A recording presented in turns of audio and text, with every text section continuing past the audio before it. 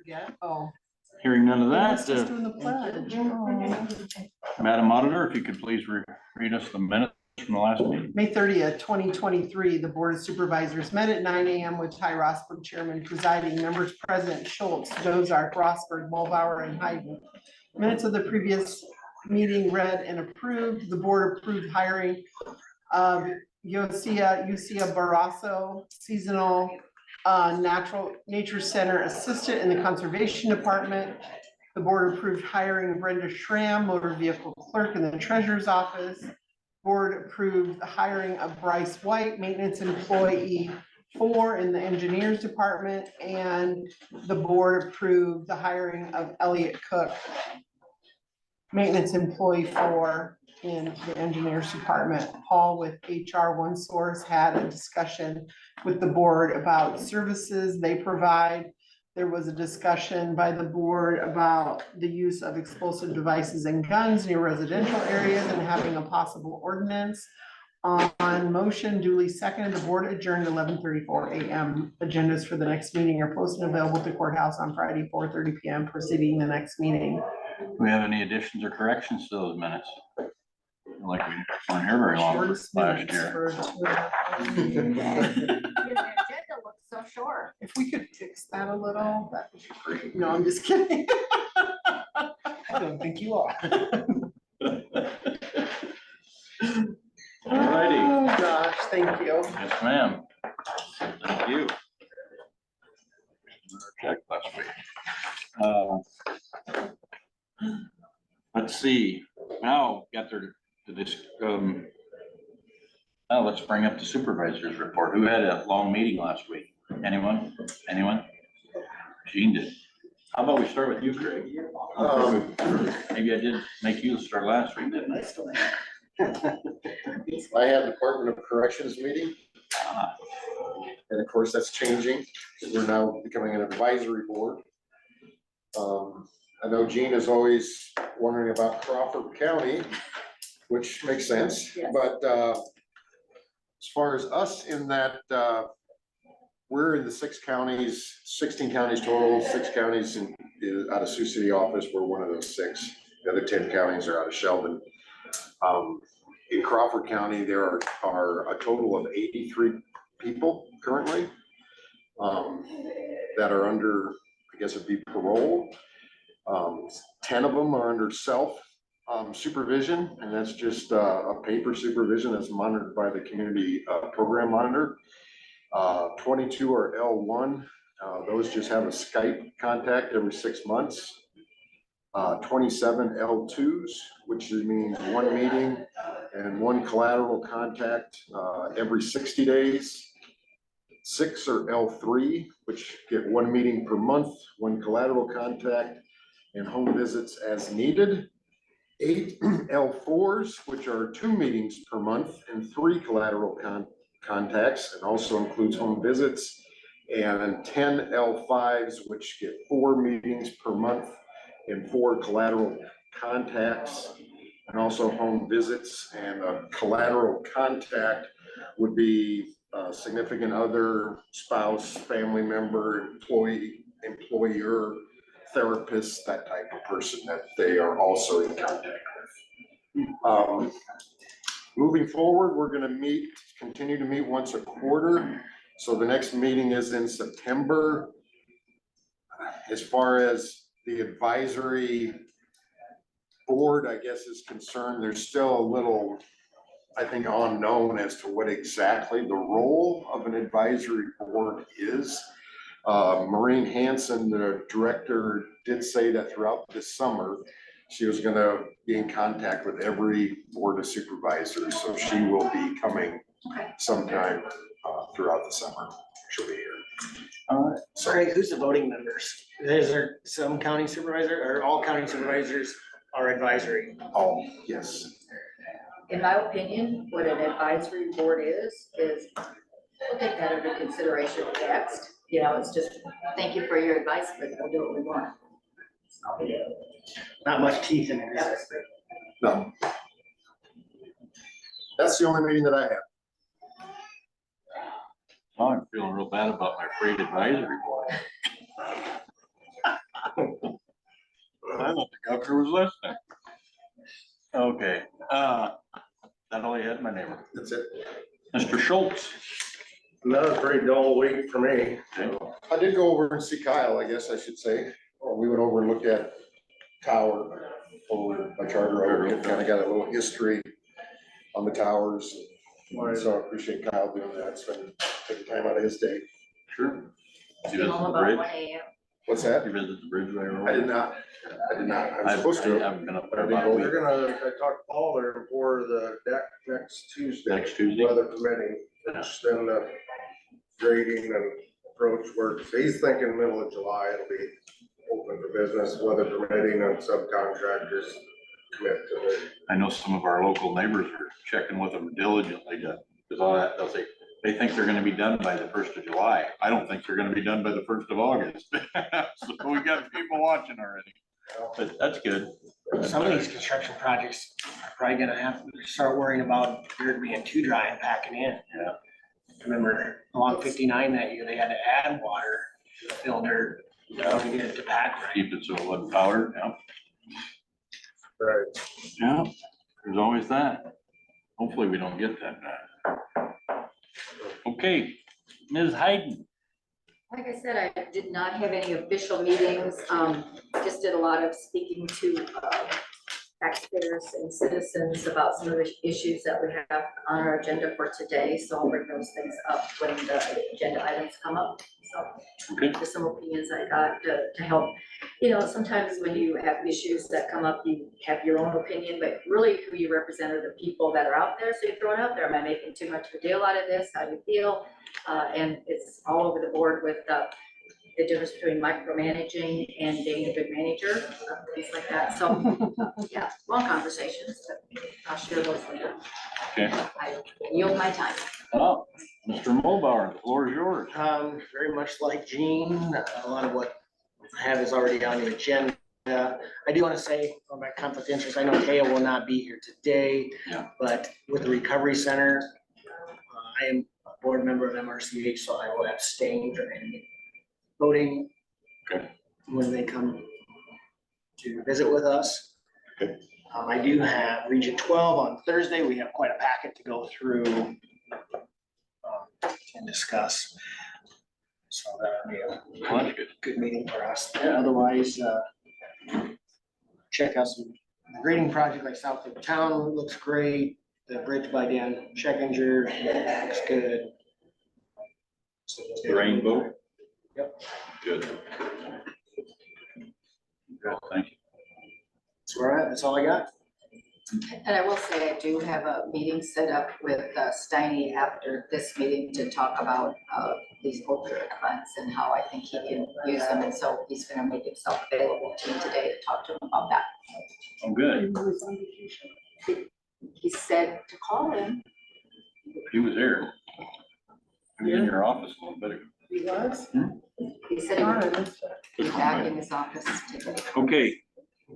That's all you had? Yep. You guys You kind got of put big me on the shoes to spot here. He can do it. All right, yeah, if you don't mind talking about anything, I can eat up that time pretty quick. We can I'd like to talk say, about hey, and good to baseball. see Dan back. Yeah. Is that who strolled in? I didn't even look. Welcome back, Mr. Bunt. Are you an official capacity or are you as a citizen? I am here as a representative of the Denison Free Press. I can, we'll There you take. go. Who's the owner? Well, it's owned by La Prensa. Okay. Well, I seen the Gordon was too. I was kind of wondering if you That's were, awesome. that's excellent to That's hear. great. When do they publish? We won't have our first published issue until July sixth, so we're on the way, but we'll go online on next Thursday. Excellent. That's good to hear. so for Pete, can we ask you how, because I know that she used to not, you advertisers were how she got paid, but will you be able to get a weekly subscription? I don't know if we'll do subscriptions or not. Initially, it's gonna be a free newspaper Okay. that will be distributed the same way. Okay, Prensa is. all right, very good. Outstanding. And Well, we- Denison Free Press, is that what you're gonna call it? Outstanding, I like that. Okay, so I guess I can start here. I did try to get in to a couple. Yeah, I would like to get on a couple of them, and they're all, A list of things that you get in mind, you're up for. yeah. Just pull 23 out. I'll just keep I on was- my notes, destroying evidence. I tried to get into the PHMSA meeting, but I was having a heck of a time staying connected. It kept booting me. I don't know if that meant they had a lot of people. I actually tried my landline and using straight Verizon with my tablet. My Verizon's been kicking me off a lot lately too. I checked in on that at my office and I had pretty good. Did you? Yeah. I should have come over there and used it. Yeah, you know what? I thought about going down to my office. I know I've got a little bit better internet down there. At least I pay I for mean, it better was- internet. It was hard to get, I guess, erstwhile, good information in a short period of time. I don't know if it was worth sitting there for 8 Well, to 10 hours a day I- to try to get some I- information, because when I listen in for maybe an hour and a half, and it just be, I never got anything that, New. wasn't something I already knew. Yeah. That's what, I will tell you this, though. The one thing that stood out to me when I was able to get in, I mean, I thought it was important, was one lady got up and talked, and she talked about liability insurance, that she was having difficulty with her insurance companies on whether or not she'd be able to get liability insurance because of this pipeline. And that's something that we've never actually even discussed or talked about. And maybe it was just her insurance company, that really was never clear. I don't know if anybody else, I haven't heard anybody else make a comment about that, but if that's the case, that's probably a legitimate concern. Well, knowing what we know about how many underground pipelines there are, you would think the insurance companies have gotten a product for that. I sure don't think this is more dangerous than a natural gas pipeline. I mean, it might have some explosive content, but there won't be the consistent fire afterwards or anything to that. But if you buy a piece of property, is that the first thing that you ask? Is that on your abstract that you have pipelines running underneath and It will be, yeah. it will be? Mhm. And it'd be no different than the transmission line that cuts right through mine. It's listed there and they've got easements to get it in anytime they need to. And- No, yeah, that's perpetual easement, yeah. And there's, I've never had any problem with my liability insurance. I would think that the transmission line would be considered just as dangerous, if not more dangerous than any underground stuff. Got natural gas coming right up to your You house. know? But I mean, if someone was walking on your property and the line fell down, and landed on them and killed them, I mean, that line is owned not by you. Right. So where, I guess, is the liability for the landowner? Where does it come into play when they don't own the pipeline company? Only having been a party to lawsuit type things and knowing what the lawsuit paperwork looks like, which is virtually everybody in the chain of custody gets Right. listed. So Yep. you could be liable. It goes back, I'll use a prime example. Not that many years ago, there was a truck hit head on to some motorists, some cars. And the truck's insurance wasn't covering everything or didn't cover anything. I don't remember how that all went. I had family that was partaking in that, and the person she was riding along in a car and was the only one that had liability insurance of the right type or something. They literally went after her insurance. She's riding along in a car that got head on by a damn truck, and they went after her insurance. Oh, it was the craziest, but so that's, I'm just trying to illustrate is, you never know So in what that you're scenario, gonna it'd be better liability not insurance. to have insurance, No, There you go. right? Yeah. I'm not gonna argue that, but that's my point is, Says You the know. insurance man. says the insurance man, yeah, there you go. Not a good sales pitch. Yeah, No. we'll have to please stricken that from the record. Anyway, Wild scenario. I just thought that was interesting, and it's something that maybe I see Riley's names on there, if they've got any kind of, oh, Kayla's up there too. If there's any kind of Go ahead. Just where there's been experience with that, other than this one lady bringing it up. I don't know. I mean, just a concern that I had. I can ask my in-laws if they've ever had trouble with that. They've got the pipeline under to the property now. Yeah. I mean, it just was something that caught my attention. Yeah, well, I was actually listening to the EPA people. I didn't get names wrote down. They were all chattering a lot faster than I can scribble. But, It's nice that they didn't have it closed captioned yeah, going across the bottom. yeah. Some of them did have accents. and- Yep, you bet. But they did have, they come out periodically to inspect, EPA does. They actually go to the factories that are building the pipe and stuff like that and inspect the whole process. So that actually kind of impressed me. I never even considered they'd go that far back in the supply chain and be inspecting that. So I mean, that was kind of reassuring to some degree. I mean, you got somebody overseeing it, you know, and I'm sure they're, you know, at least you hope they're qualified. And then all the welders and all the people that do anything have got to be certified, and that gets inspected as well. And I was a little bit more reassured with the PHMSA aspect after listening to that initial part. You know, I mean, I'm sure I probably missed something that I would have caught me some as I'm sitting there watching the circles spin. You know, I'm sure I was missing some stuff that I'd like to have heard, but I just, like I said, that stuff where the engineers, they gotta be certified, and they check that, all the designs and everything, going back to the plans, they're part of that process to utilize their experience and their knowledge to help make sure that this is a good project. And we've already had pretty good experience quizzing the Summit people themselves, you know, like, I think that I'm a little more reassured. I mean, like I said, I'd like to, but then Thursday I couldn't get on late. I tried initially and was having the same kind of trouble, and then I actually had another meeting popped up, so that I had to go to anyway, so. That's about all I got from it. And what else did you get from it that I might have missed, or did you? I didn't write anything down that jumped out at me. Yeah, Can I ask, will Yes. that be someplace that a person can watch it later? well, Or will there be an overview? I of- thought they said there was gonna be recordings, but I don't know if you wanna record 2 Probably days just of like a stuff. But nice- there was a lot of people there to ask questions. I actually should see Tim sitting in the audience, Bowman, Oh, and Bauman. oh, Yeah, I could see him sitting in the audience there, so, I mean, and I'm sure some of our other ladies that are typically Cindy and I would assume they were there. I didn't see them sitting in there, but I mean, I would have kind of liked to went down there, but that was a tough fill for me. I mean, I had a long list of stuff last week. I got a long list through the end of September now.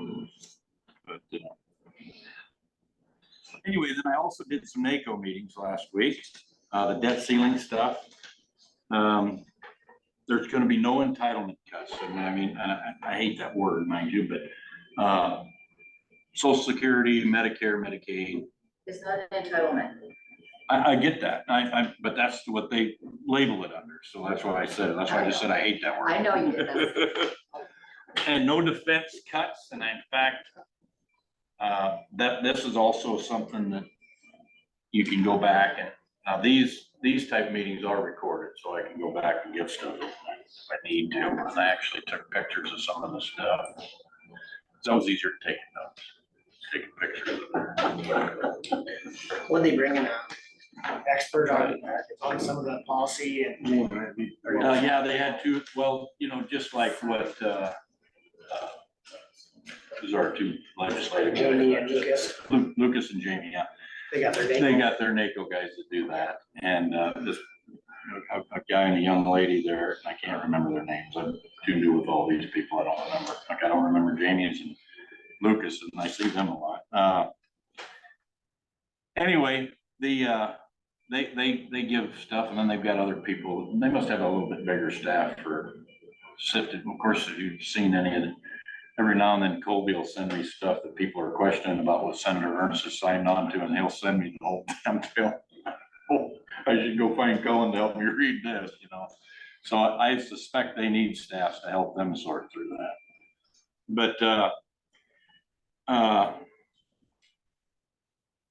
no defense cuts, cuts in non-discretionaries. So this is what was gonna affect us, the cuts in non-discretionaries. There should probably will be some housing grant type programs that'll be curtailed somewhat, and that's kind of how it was said, curtailed somewhat. Law enforcement monies that come from the federal government could be, you know, if there's grant stuff that they're looking, you know, like getting boats or whatever else they want to have to help out. There's some of that stuff might be curtailed. Economic development stuff, that was the only thing that bothered me. I just, I threw in a question, but I don't think it got answered. But I asked if that could be, I always figured that the cities get plenty of economic help. You know what I'm saying? Like Des Moines or Polk or you know, Ankeny and all them, they sure seem to get plenty of development money. I'd like to say, okay, can we prioritize that to areas that are in more need or that have, you know, and I never heard that get asked. We used to get when they earmarked for Hungry Canyons, but since they got away from earmarking, we don't get to see that Yeah, generated towards a rural area because of that nasty earmarking word. yeah, exactly. So anyway, that was one of the things. I think that will be something that, now this was just NACO in general, you know, to the general. This wasn't one of my meetings for one of my committees, you know. The steering committee for transportation, we've only had one meeting and it just was a introduction pretty much. It didn't have a lot of substance to it. No meat and potatoes. No, yeah, no meat potatoes. There wasn't even any gravy. But I had a glass of water, that's it. The transportation committee, or excuse me, the Veterans Affairs and Military Committee, that was this week, and it was more stuff. They just talked more about the debt ceiling things and how that was going to affect the military and veterans. There were no cuts in this year versus next year. There'll be a substantial, or not substantial, moderate increase in, and I, you know, when you're talking billions, you know, several hundred million, doesn't sound like a lot, but to us, it sounds like, wow, you throw that at us 1 year and we're good for the next 70, you know what I mean? But the veterans as far as the VA especially for the vets and stuff, I mean, there's some different program things that we're working on, you know, to try to help the hospital situation be a little more fluid. A lot more telehealth type of thing, but stuff that they've already been working on, just different ways to expand it, you know, and try to eliminate the guys waiting in the parking lot. You know, that's that whole cliche, but I think it still happens because there's times that I get to run around yet. And, I mean, so I got to assume other people are as well. But did they actually cut anything? I mean, so far, we've curtailed things, which means we've just put that to the end. How did they? I don't know. The non-discretionary stuff was the big things. Trying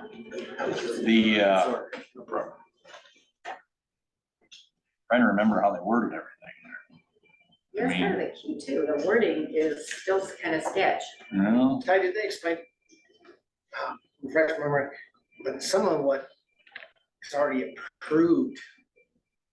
And then they need to raise the debt ceiling on what has already been approved to spend. It's kind of a backwards way of doing it, right? Yeah, let me see. Did if I they can- talk about that at all? Establishes discretionary budget caps for 24 and 25. Okay, so they capped some of these things. Are you following me? Yep. I And think they just reduced the level of increase. I mean, that's basically what it was. And in Washington DC, then they call that a cut, Yeah, which is just absolutely amazing. But I mean, when you're on a baseline budget that says goes up 6% a year, and now we're only gonna go up 2% a year. Yeah. In Washington DC, that's a 4% cut. yeah, and it just blows my mind too. sound like an And you're right, Craig, that's pretty much what was said. Anyway, spending limits for defense and non-discretionary spending limits for 24, 25. I think that probably falls exactly in line with what he just said. They limited how much growth there would be in that, all right? Because, I mean, See if I can read this, the print's pretty damn small. Yeah, I know it. Defense fiscal year 24. I mean, this doesn't really have a lot to do with us, more of the down the chain. I'm just kind of giving you an overview of what they said. Defense, 886. It's obviously in the billions, 886 for 24 and 895 for 25. Do they break that out of how much is actually on veterans, healthcare for veterans? Yeah, VA? see, now all the defense would have nothing to do with the VA. Defense contractors, That's defense, that's buying equipment, paying the troops salaries, changing the names of bases. I'm just, you know, I was stationed at a lot of bases and never once thought about a revolutionary or a Civil War hero. I just thought about the base. Anyway, that's just an old soldier in me. I'm resistant to change. Anyway, non-defense, so this is non-defense discretionary stuff. Kind of just it just validates what Craig said. 24, it's 703 billion, 25 is 710 billion. So, I mean, that's spending caps. I don't know what the heck that even means there. I'm sure they explained it, but I don't remember hearing it. Because it goes out through 26, 27, 28, 29, and it shows 100. I think this is in the it says in the billions, but I think that must be trillion because it's 1.621. 1.621. I'm gonna skip that. Anyway, what else did I copy? Take a picture of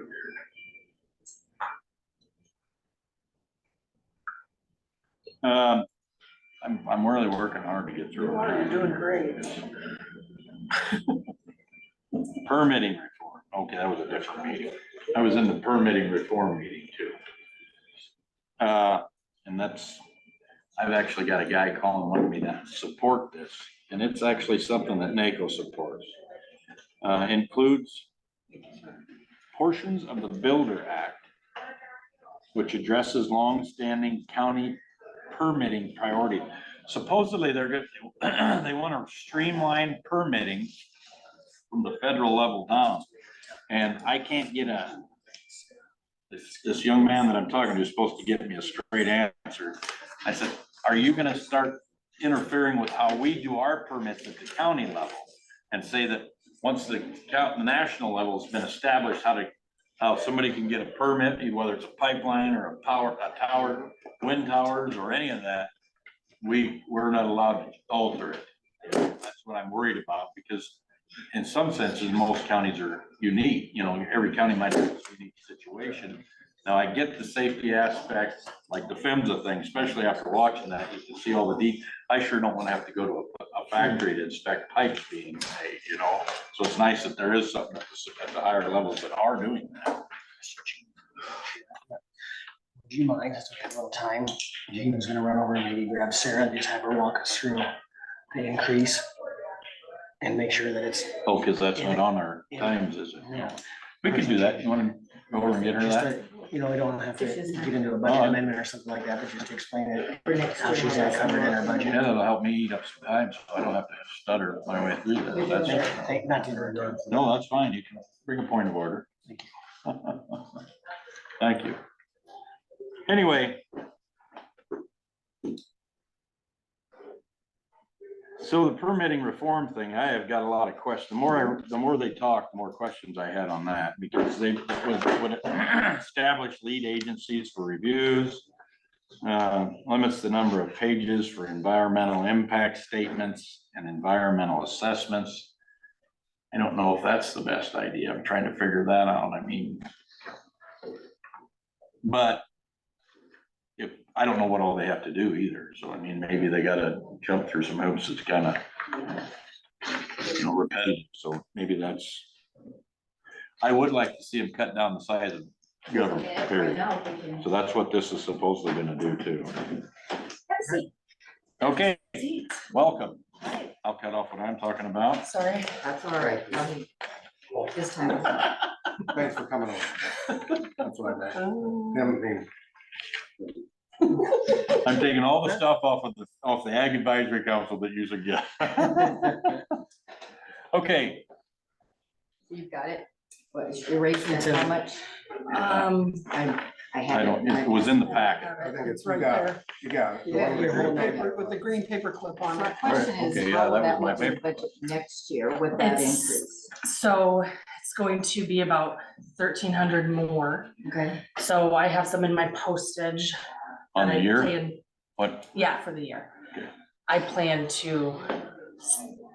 change line allocate- items, Yeah, take it out of postage. she's an amazing employee. This was her 90-day review. Other departments are hiring a lot more than that, and I just felt she's worth it. So, Starting at a higher wage is what you're saying. yeah. we're not necessarily questioning your, No. what you're, Where's what it you're gonna doing. come We're just from? one, yeah, there you Yeah, go. no, Where's no, it yeah. coming? No, I we- wasn't, but I never planned on doing that. When, it was hard to budget before I hired someone.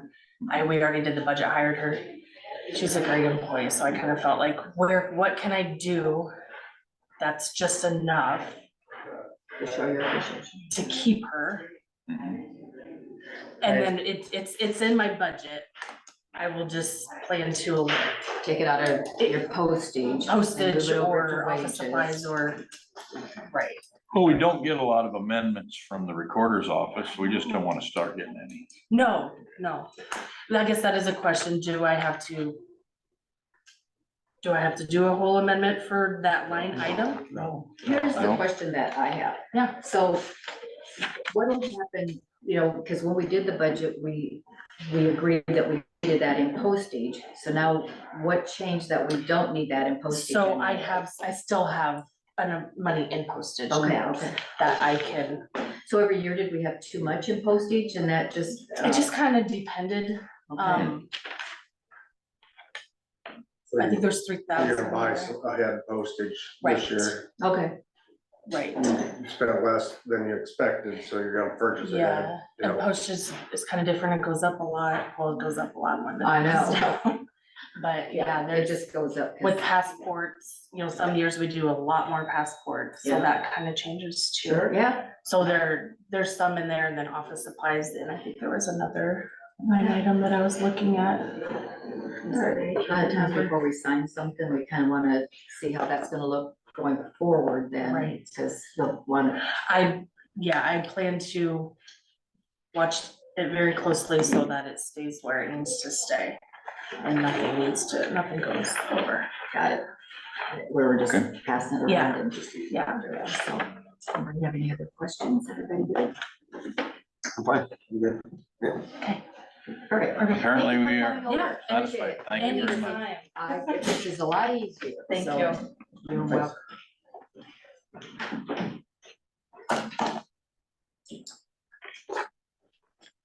It's easier to catch on a tight budget than a big Yeah. budget. you know. Well, it is a concern though, if years, this is what budget for your postage has been, and then all of a Correct. sudden, there's one year where you have 1,300 extra. Either, in my way of thinking, either you're not sending something out that needs to be sent out, or we've always had extra in there. It's not a huge amount of money, but it's still one of those line items that you look at, you feel that that's fair, and then it ends up going into wages. That's where we had tried to in the past, only appropriate 80 or 85% of the budget, and that backfired us. Yeah, that didn't work backfires, like we so thought bad. it would either. I remember Cause that that. comes I was sitting out on of that side of it. wages too. Yeah. So it makes it hard. It's like you can't not de-appropriate certain lines. It's by that function number. So Did by affects department. everything. The idea was there to. so it's that we didn't- before you set the budget. It's while, those meetings in January, when they come in here and sit down, Yes, that's when you tighten the belt, Well- actually. Right. Is the most effective time. the most effective time. Yes. Right. Before taxes are Yep. levied. Because even if you de-appropriate, those taxes are still gonna be levied. taxpayers are still paying the money. You just look how many years it takes you to, or how many budget cycles it takes you to figure out them questions you need to ask. I mean, that's why having some experienced staff on it.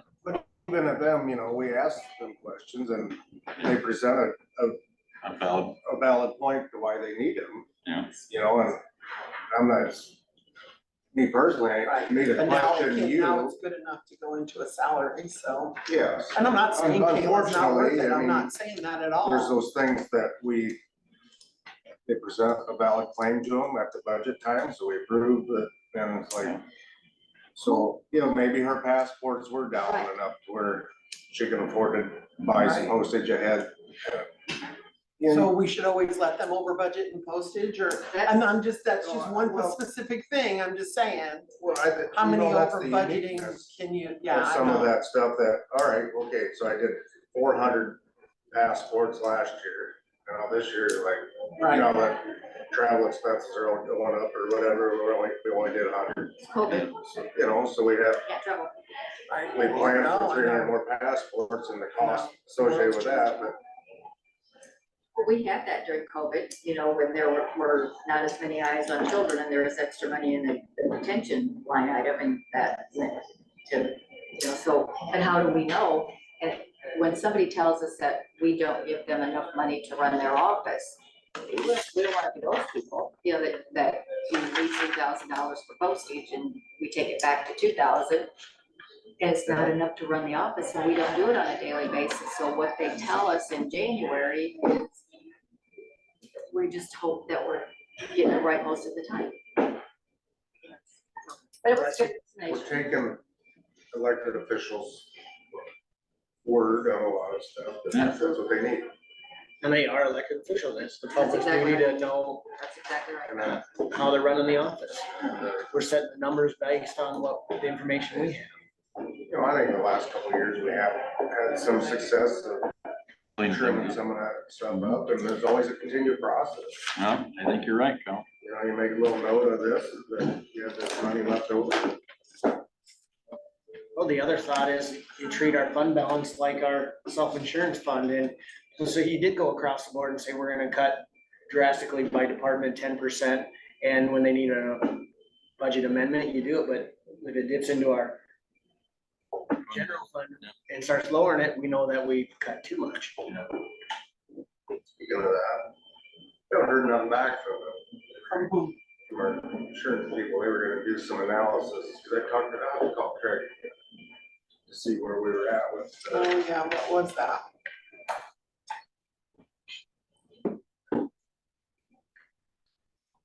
Terry, on a different. On our fund balance part, You haven't got any more numbers on On what? long-term, what they're gonna pay us. This is just what we have today, but they haven't given you any indication of. Yeah, I have spreadsheets and stuff for that. Mhm.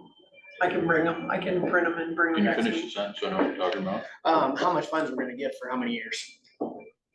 For our opioid. Oh, for the I know at opioid, least, they go out quite a ways. I thought like I won't 18, be here for part of that. like so. 16 or 18 years. Promise. You don't think you'll be here that long? you got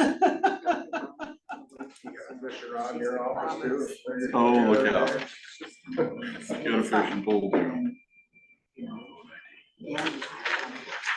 I just approved the high, I don't know.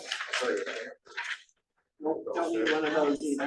When I start figuring out the Hotel order of really these nice. meetings with NACO, I'm sure I'll get better notes, be able to take better notes. You did good. No, you did a good job. I'm I trying. always like to leave room for some questions. Thank so. you. Just nice having an overall picture of what's coming in, how much are we spending. Mhm. Well, what it also does is opens up our eyes a little bit more in the whole budgeting process, how that works.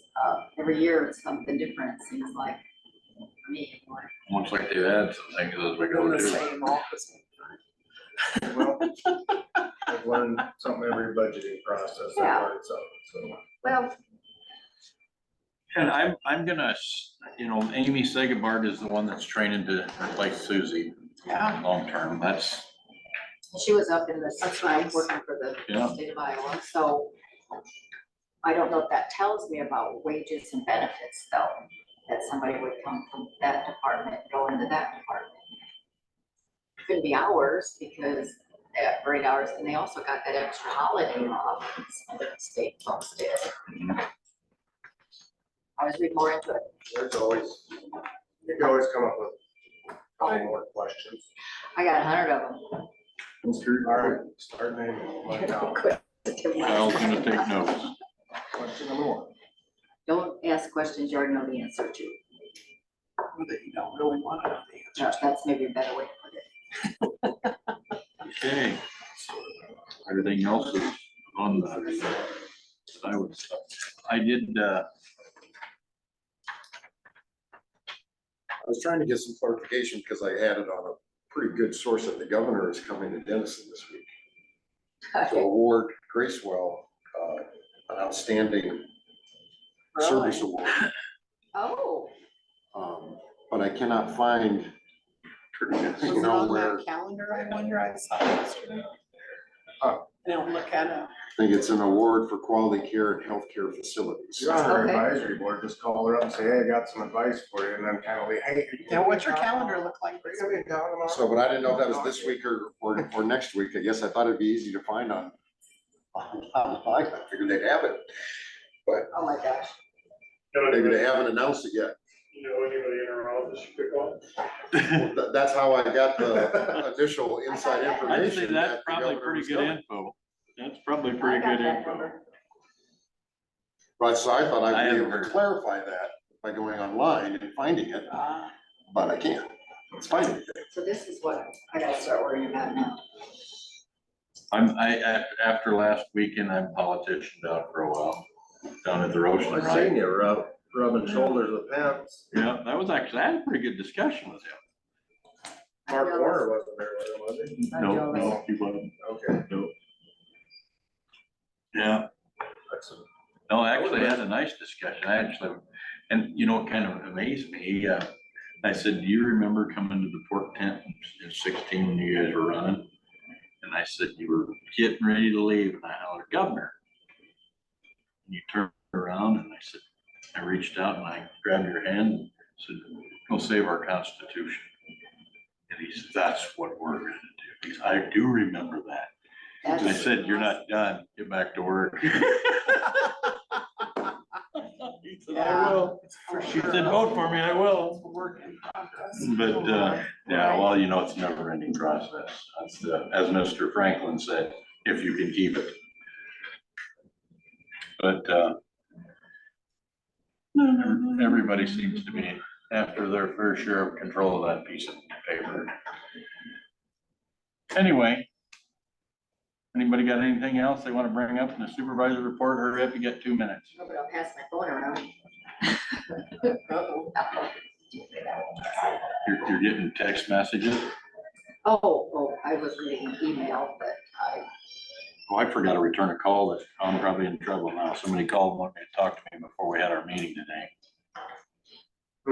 Dang it. We got 2 minutes, so how, but That won't take, that'll be way longer than 2 minutes, always is. I guess, you know, for all that it's worth, is these trainings, you know, the state of Iowa, HHS, and we have to save the dates for different things now, and you can go and listen to all of the concerns that they have, serving children and their families, individuals. There's a lot of moving parts anymore. Come on up. We're kind of, Right, we were waiting. we for you. were filling airtime. At the race, that's what the radio station says, filling airtime. Our advertisers are probably gonna drop us off.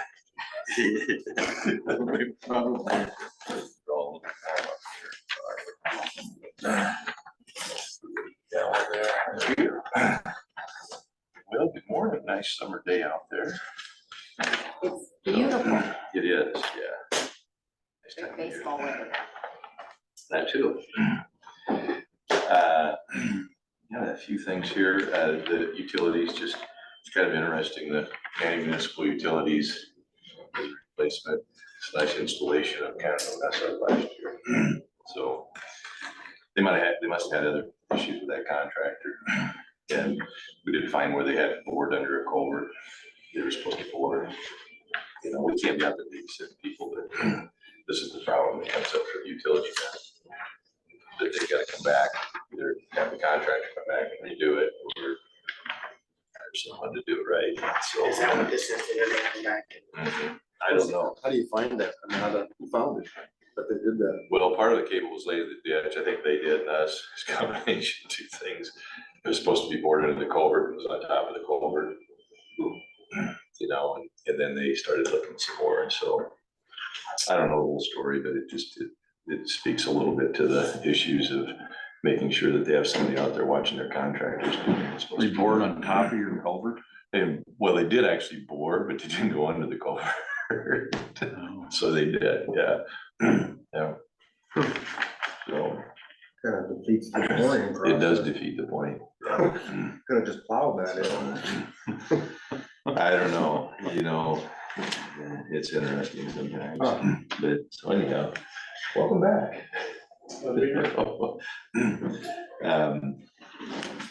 And then West Central Avenue, just a service line. Bridge project, going along well. They plan to do the slab next Tuesday. You know, looks like we're gonna have good weather, so that'll be nice. And it has to sit and cure for a good 10 days, and then they'll start stripping the false work, and we gotta put the approach slabs in and do the channel shaping and the roadway work and guardrail. I'm guessing by the middle of July sometime. I was telling Kyle earlier, it just depends on the scheduling of the subcontractors now, because they'll have other contractors come in and do the approach slabs, other contractors will come in and do the guardrail and the dirt work, so coordinating with them to get them in there. We'll determine when it's done. But yeah, doing good. M55, nothing going on there until they decide to come back and finish it. Them inroads, that's who did that. Yeah. I they're talked to working one on of their guys yesterday. Fairway, Oh, yeah? just one of their worker bees. Yeah. But anyhow, and then our bid letting for our building is next Tuesday. We got about 4 or 5 generals that I think could be bidding on this. That's good. Had one call is all it had, so that's always good for me. That they understand the plans and that there's no questions, and so. Nice to have healthy competition. Well, we hope so. We don't know, you know, just because they take plans doesn't mean they're gonna bid it, but. Was that the gentleman that called me and asked some questions and from up in Danbury, I said, just call them? Yeah, I think so. It was an electrical question, yeah. So, no, actually, this guy was from Litterdale. Okay, Yeah. Did that- Litterdale. Did that name I give you lead anywhere or? Yeah, he's a supplier. So he would Okay. supply a building to a general contractor. Okay. Yeah, so that's kind of what I suspected. And, you know, That's so what we thought. we send him a packet so that you'd have all the information, and then he works with all those generals that have, Okay, you know, and some of them are dealers of other buildings, you know what I mean? right, there's So more than one, right. but, Or middlemen, yeah, people doing this. yeah, so, well, yeah, I mean, at the end of the day, they gotta figure out, you know, if they wanna get the work, they gotta be competitive. Yeah. That's what you hope for, is a good competitive bid. We'll know more next Tuesday. Not this time. Great crew, they're working up on D, or 310th Street, there between D and E. Been up there since last week. Bridge crew up on B Avenue, doing culvert replacement. Roadside, basically spraying right now. We've shut down the seating, it's just dry, hot and dry, so we shut that down a week ago. Not You're gonna do anything I more seat Germany. out there, so soybeans there, New England, Germany. it's dry, Almost went dormant. yeah. Good thing. I had a customer call me, what am I supposed to do? I said, what can you do? Won't do any good to replant. Pray for rain. Pray for Rain and rain. dry dirt, they're not gonna grow. No, they will when it rains. Irrigation. Yeah. Yeah, So we so, run out of ground. Do you have any problems with some of the grading projects? We were brought up there earlier this morning about, packing in or filling in. last year was bad, you know, Are you running and you into can that see now those already? problems, you can see those problems when they starts to get wet, and especially the soils to the west. So far, it's been pretty decent. But it's June. The first week of June. It's not July or August. It's not, yeah, it's not late summer, this is early summer, so let's hope it changes. You Let's know. hope so. Otherwise, them roads are gonna get hard. We're gonna get a lot of. Lot of over sports. It's already problem, and now that we put the extra gravel on, that becomes even more of a problem, so you just hope for a nice inch of rain every couple of weeks to be really helpful. If we can. Did you go out there and look at that road I called about? The 170th, Yeah, I think he was blading, I called him and he was gonna go, I think that was the one you called, I know you called that one too, I think, but he was gonna go up and blade that. Actually, he was heading there after I talked to you. Okay. I think that was at 170th, yeah, it was Todd Schultz's road, so yeah, that's what I call it anyway. but, I don't know how much traffic that gets, but boy, that first mile coming south of East 16, when I come up to the stop sign, it was one of them that was pretty chunky. we just need some rain. Yeah, we do. I mean, that was my concern, you know. Yeah. Are we already in this pickle? Yeah. It's gonna be a long summer if it is. Yeah, and it can be, and you know, we'll get rain, it'll come, eventually, so, yeah, someday. Hey, never know, Sahara Desert used to be some of the most fertile farm ground in the world. Thank you for That's that. comforting. Just saying. Forever the optimist, isn't he? Yeah, Farmer. it isn't today. No. So, yeah. Thanks for your input, Sheldon. Ireland, people from Ireland about climate change down in Jamaica, like, well, it's been going on for a long time. Yeah. Yeah. They walked away when I said that. Barb Marietta quarry tour, they'd be happy to do that, up to 10 people, they said it'd be kind of the maximum, so you mentioned something about some other county board members, you know, so I've been there twice, 3 times, so I don't have to go. I'm sure it'd be nice out if you go. But I would go, but I think, you know, some of the guys maybe haven't been there, you know, it's always good to get some of your employees there too, but, you know, I'd rather stick in Crawford County, get our tent out of Crawford County. right, and then if there's open spots, we can go from there, so it looks like maybe 4 board members, or you. I've been there before, and I mean, if it comes down to somebody like, hey, I really wanna take so-and-so along, I'd be like, Yeah, have at it, yeah, you know? And I'm interested, but yeah, and you've never been there. no, I haven't. Yeah. And Dave- I drove by it a million.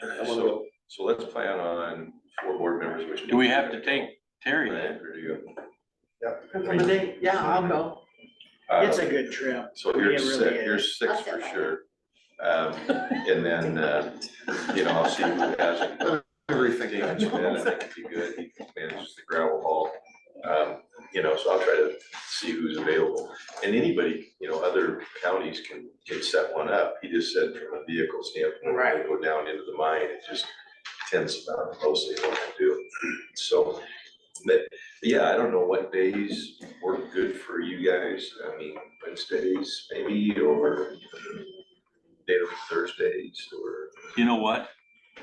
Wednesdays are not good. When are you thinking? It's up to you guys. He just said he said pick 2 or 3 days that you think, you know, could work. I may have to bow out anyway, because for sure through the end of the month, starting today, I got radiation every week. Oh, yeah. What do you want? I mean, we can set something up for like August, August might be better for me. you know? Not for me. I I'll be 3 weeks in Des Moines. Yeah. I come home for Tuesday meetings Yeah. Baseball. and I stay that last week for the ice act. Or something that- Uh, Wednesdays are bad for him, Yeah. do it Thursday or something. You know what? What days of the week work best, I guess, for you? And then maybe I'll pick a few. Pick a day and go. Well, would we leave like, what time in the morning? You know, if we left here, it's a couple-hour drive. If we left here, say 8, get up there at 10. You know, do a little preview, do the tour, and then have lunch and come back. Am I really? Kind of what I was. I guess how it went last time. Yeah, and then we had, the transit buses took us That up. worked really nice. Yeah. So Wednesday's bad for you, June. Monday, Thursday, or Fridays are best. Thursday's okay, Mondays are usually not real good for me, Yep, but Mondays, how about a Thursday? Thursday, Thursday, Friday. Thursday, Friday, whatever. We'll see what we can work Yeah, out. Thursday, Friday. So, August is bad for you, Get there early for me. early August? Yeah, I got the state fair. Yeah. That starts that first weekend, I gotta be down there to plant flowers. This week. ISAC falls in there too. Yeah, ISAC annual ISAC's the week conference after the is state I could fair. do third week. I gotta go to. So first, second, third. Somewhere there, I'll have to go to July. 13th or 14th of July. Yeah, 13th or 14th of July. Do you wanna, Yeah. talk to your people and we'll get back, cause. Well, that'd be good, cause then I got, cause Camp Rossburg's that week. I'd aim for that, Paul. I like to avoid that if at all possible. Let's see what we can do there. Okay, great. 10 to 15 kids running around my I'll house. just shoot for, we'll try to pick one of those days. Okay, I'm gonna, Let me know if it's a I'll problem. look. Yeah, I'll just kind of wait to reach out to him Yeah. until I kind of hear, you know, Yeah, just that- send you a text or something. 12, 13, or 14, I'm right now. Hopefully my crap is done and Yeah, I'm open all 3 of those days. yeah, it really is interesting because I mean, I'd you really really like like to talk about how the extent of it and then you go down into the mine and you can see. Can we do some schmoozing to get another train and car and grab gravel You every can always try. But it's my good to thought. see where they load that, One of us.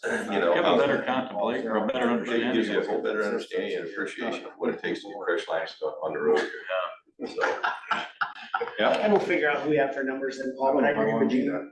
Take the weekend first and then if we have spots open. yeah, we'll see. Okay. I think Damon, he'd be good. I don't know if Sean's been up there or not. Tim? Okay, Tim has. That So Sean was Foreman, with us last I time. think he was, but I don't know that Tim or Damon have been up there. So it's kind of good to get them up there and see. Speaking of that, I had one of them stupid question things yesterday. I was driving down the road with a tractor, your mind's wandering. When would the county, at some point in time, it had to be all dirt roads. When would have been the first gravel road established in Crawford County? If you gotta think about that, you have to haul it in with horse and buggy. Probably were some of our state highways now that were some of the first gravel. Gravel. Interesting, I don't know. That Might be starts out- 100 years, we could do 100 years of gravel road and took tribute. There could be something for Amy for next year for the county For the fair. Yeah, that is interesting. First paved roads, I mean, if you have the county were the 50s. Right. Because the ones that we're paving now were widening, were the first ones that were paved. Right. So, but that hasn't been that long, ago, really, you think about it. That hasn't been that long, you know? What do you think about all the old Yes, blacktop it's been roads less we used to than- have? I mean, how did that really get its start? Did somebody come in and say, hey, do this process? And Yeah, well, Shelby County had all kinds of Driving on watersheds, my grandpa. you know, we were driving on them from every direction from our house. But, so, You start talking about dirt roads in the forties. Yeah, I bet gravel roads didn't start until the 40s. yeah, could be. What a treat that was. I bet people didn't call supervisor and complain about that much. That would be interesting. Cause you said you could do minute searches by keywords. We will be able to, we You'd can't be able yet. to, so it'd be interesting just to do Oh, yeah. gravel roads and see when it first shows up, Yeah, you know? Yeah. You could do that. That is interesting, yeah. Who can do those searches? Can the public? We do can't yet. We will be able to. this? We that's said our we. new, And the public, anybody, yeah. that's our new program. Exactly. That's kind of you guys, yeah, It right? will be, yeah. Okay, so I'll try that. So more tractors, is at Van Wall. We're gonna go ahead and mount that. There's like a $5,000 install fee. I'm just gonna do that ourselves. We've done it before and I told the guys, I said, well, we'll have the option to do either or depending on how busy we are. So I think we're gonna go ahead and try to do that in our shop. Gravel haul, it's going real, okay. I guess we could use more trucks. They didn't increase the haul rate. It kind of went to a flat rate of nothing less than 22 cents a ton mile. And some of the surrounding counties are 25, 26. We've got long hauls. You gotta ask yourself though, them counties that are paying 25, if they're doing it through this fellow up here like at Hampton, he's gonna take a broker fee, so them trucks that The are truckers actually aren't hauling getting all that. are probably getting the same thing you're paying. Yeah. You see what I'm saying? They're And- saving that money. Right, so I've had that conversation with like Stratford, cause they're gonna have to bring trucks to the table in order for us to make that work again, cause unless all of a sudden you get a groundswell of trucks, but you wanna be market competitive, so we set a bottom at 22, nothing less than 22, and then we're gonna kind of go up when fuel price gets over $3.90. And I've talked to RJB, and he said, yeah, he's okay with that. And I talked to Stratford, and they said, yeah, they're kind of in that 23-cent range. But you know, what we do, we have long hauls, lots of pay miles, and we do all the paperwork. Okay, we're the broker basically. Yep. And we're not, you know, everything that just gets, you know, paid right to them. So we do all the billing. They get a check every 2 weeks, and so You're a shipper direct and you do more than most shippers. we do. Yeah, they don't have to chase down a check. It gets mailed to them every 2 weeks. So I think, you know, that's kind of where we're settling in at. It's a little higher than we were last year, but everything is, so. So we'll probably be done over to Anthony here in a couple of weeks. Then we're gonna shoot up to Wall Lake, haul out of there until Stratford's ready. Stratford's hauling out of the county right now. As soon as they're ready up there, we'll start up at Stratford. Lock her out. Stratford's gonna blend 10%. Or are they blending back? Yeah, into 10%. 10%. It is neat how they just, here's your pile, here's that county's pile. Yeah, but we do scale it, so they belt scale it, but then we scale it with an end loader. Yep, So we kind of have a double cross check there, make sure that we get what we are paying for. And, you know, it works both ways. They don't want to be selling, you know, when you're working with a product like that, you have to have some sort of weight measure to make it fair for both sides. So it's kind of a double check. Talking about stockpiles, you know, down here at the Dome, I don't know, you may wonder what we're doing down there, but we're gonna bore a tile or a pipe under Boyer Boulevard. We can drain that. We've been doing the prep work. We got rid of the trees, moving things around. And then we're gonna create a swale along the fence there with the fertilizer plant and drain and put an intake in. It doesn't take much to drain that. We just gotta get the water out of there. And there's a way to get it out. And so Casper's gonna bore an 8-inch line underneath the road, connect to that. Take the tile over where we need it, get that thing cleaned up and shaped up. So, Which Kevin, you got a board? Kevin's got a board? Didn't know that. yeah, Leave it up Good to Kevin. know. so If Kevin don't have it, he's looking at getting water too. he's really good to work with. Kevin doesn't have it, but you don't need it. That's right. I would say that's Kevin- probably a fair statement. Kevin just, he's got a good crew too. Yeah, they do nice work. So that kind of ties into the Boyer and Manila properties. So we have couple of little things here I wanted to share with you. So we're, you know, if you look at our Boyer yard, which is currently right here, we own this property down here, goes out into this field as well. So I met with Ben Adams, he owns this, and this has just been hay, but we're gonna expand our stockpile area into that property there. was he renting it from us before? No, He's just mowing it's it? just one of those things, we're kind of trying to find all of our property boundaries. Okay. One of those anomalies that was out there that had just been this way. And we met with him last week. He said, yeah, he said, I always knew that was kind of messed up. And I said, well, this will allow us to basically come right off of here, come down into here and circle around and out. Yeah. So. So you're gonna build a street straight down. Yeah, there is a street there. It's a platted street and our property is in this area right here. Okay, So the street comes down and That's the actually goes plat. this way. And so well, we have, we're basically just gonna expand our stockpile area and do some improvements. we're gonna rock the platted street, Yeah, well, which is And then we're gonna- Boyer, I'm we're sure gonna- we're we're responsible gonna for it punch, anyway. we're gonna drain everything and then punch a pipe out. We talked to Ben, he said, yeah, it's no problem. We're just gonna run a drain pipe over the creek and drain that area too. Excellent. So he seemed Couple of good. projects. Good He seemed plan. good about the whole deal. He was very good, very good. You know, so, and then Manila. So, you see this drawing right here? Remember that? Okay, this is our GIS. And it shows this is our property, but actually we own quite a bit more. And they're gonna correct it. There's an error in the GIS. When we started pulling the plats and putting everything down on paper, we found that actually it looks more like this. And so what we were seeing there was a line that went up here. And so this little triangle right here That's ours too? is ours too. So we bought our own property? No, no, I talked to Pat, I said, "Pat, well, that's exactly what was going to happen. That was in my mind, I just didn't say it yet. You know, I would never let that happen. But when you start pulling the plats and you start mathematically and, you know, putting the pieces together, it's like, this isn't, Yeah. something's not right here. And so, you know, initially we were using, in the GIS, I'll be honest with you, it's very good. Yeah. Okay, very good. And there just happened to be a misstep here. And so I talked to Pat Wistowell, it's actually about an acre less, so it's gonna be closer to about $11,000 or $12,000 instead of 23 that we had already talked about. He said, no problem. That was probably, yeah. Kudos to Manila for trying to sneak that one through. He said, whatever it is, it is. Good business. Well, I mean, the casual observer would only see this. Yeah. Right. Okay. And it we wasn't start- anything they did. No, it was just that somebody they didn't put the Didn't get drawn distance in the on. bearings, they didn't draw it on here right.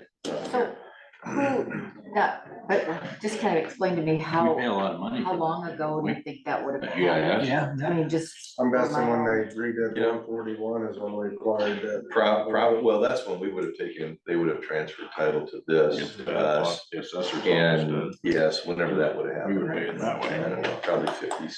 Oh, in the 60 years. 50s. I mean, I don't know, yeah, it's been a long time. Okay, all right, just kind of wanted to know. Yeah. In the 50s. So, you know, as a practical matter, not a huge deal for, you know, Yeah. because it was all governmental bodies and, you Yeah. know, and so what we're buying is this little piece right here. Okay. It's kind of a Just to good finish news, off bad all news that. thing, 0.2 acres. you know. Right. Yeah, Yeah, good news is. mostly good news, I'd Yeah. say. Bad news is Yeah. that there was a little mistake. Good news is it's easy to fix. Yeah, Easy yeah, fix. and there shouldn't be any. I'm not gonna be we wrangled just- up at court. Exactly, everybody's amicable, and the same thing with Boyer, you know, you don't have issues. So we're just All gonna. good finds. Yeah, so we're gonna kind of continue to move forward on those. Air conditioning in the main shop, you know, the guys asked, I think I talked to you about this last year a little bit, about putting air conditioning in the main shop, and I want to bounce it off you before you say, what the hell are you doing down there? It's about $11,000 to put it in that 3-bay main shop. It wouldn't be the bridge crew, it'd just be where the guys are working. This is through Berling's. I don't know, you know, I mean, in this day and age, everything's air conditioned. If you're down there on a hot day, and yesterday was pretty miserable in that shop for those guys. Yeah. So, And you face south with the doors, so you're getting the sun all day. It cooks your concrete and it makes it worse. Yeah, I get it. you know. My but- son but I reminds me wanna of bounce our off you shop. guys, I mean, I think it's reasonable to do something to help them in their working environment. Right now, they just have I agree. fans. When you got, Sorry about that. what would be your $11,000 is your input cost? What do you project for your, I'm doing. thank you. Yeah, I don't, You don't have it projected yet? I mean, it'll function of the weather, but it'll be, you know, there'll be a cost. Yeah. Are you looking at wanting to put it in this year's budget? But we do it probably now and it'll go into next year. By the time we get it in and get it billed, it'll be next year's budget anyhow. It'll be after July 1st. So, And you feel good about nothing in your budget that you. if you want to think about it, you know, we got a quote. I know the guy's been asking about it for a number of years. And if I were working down there, I'd probably want one too. I work in the service station, that's not fun. It's just hot. You can't get away from it, you know? And it probably wouldn't affect anything if we do decide to do a add-on down there or anything like that. No, it'd still be valued to whoever has it if we decide to move on. If we stay there, that will still function as what it is today, you know? I think you just need consensus. I'm good with that. I'm We okay. talked about Yep. it last year. I remember. Yeah, and so, I'd like to have a plan down there though, so that the guys all know that they keep the door shut. Yeah, yeah, you know, Yeah, don't just. to their, you Cool on the know, outside. right, exactly, I mean, and, you know, it benefits them the more they can manage that, not pop the doors open anymore than you have to. But, I mean, the first thing they do in the morning, is those doors are open, trying to get that air, you know, that warm air out of there, you know. But you know, you watch like the big shop, and you can't find a mechanic shop anymore, or the Caterpillar or anybody that comes in Detroit shops. Or the Kenworth, I mean, they all got air conditioned shops and them doors, I think that must be one of the shop foreman's duties is to make sure the doors stay The shut. doors are closed, well, it's no different than the winter time. No, You know, when it's 20 below zero, you don't have the doors open. They do a When good it's job. 90. of winter keeping it. Oh, yeah, yeah, so I think, you know, they're not- they'll really be appreciative of it. Jack's pretty tight on that. yeah. He sees them doors open Yeah. for too long, he's over there pushing it back, Yeah, yeah. or in the office. So. I'm just giving you a reason to tell, hey, and there's a guy up there barking about keeping the door shut. Yeah. The SS4A grants, I've been working with Kelly Horn. And we're gonna go for the whole shebang here on this. I'm all for Which is that. the 22 mile. I mean, we were gonna do the 22 miles, but I mean, even a center overlay, because you can't do the center line rumble strips in an old pavement. It just, so Tears it up, don't it? So, you know, the total project cost that we're gonna put in is about 12,758,000, and 80% of that would be 10,002,000. So, see what happens. You've been very successful in the past, so go Yeah. get them. So our cut would be about 2. Good deal. So we're continuing to work on that. I kind of, you know, a little sensitive to, you know, getting too aggressive, but at the same point, if you never ask, you're never gonna get it. I think we have a really good case. Like I was telling Kyle earlier, I said really 3 things. We have a history.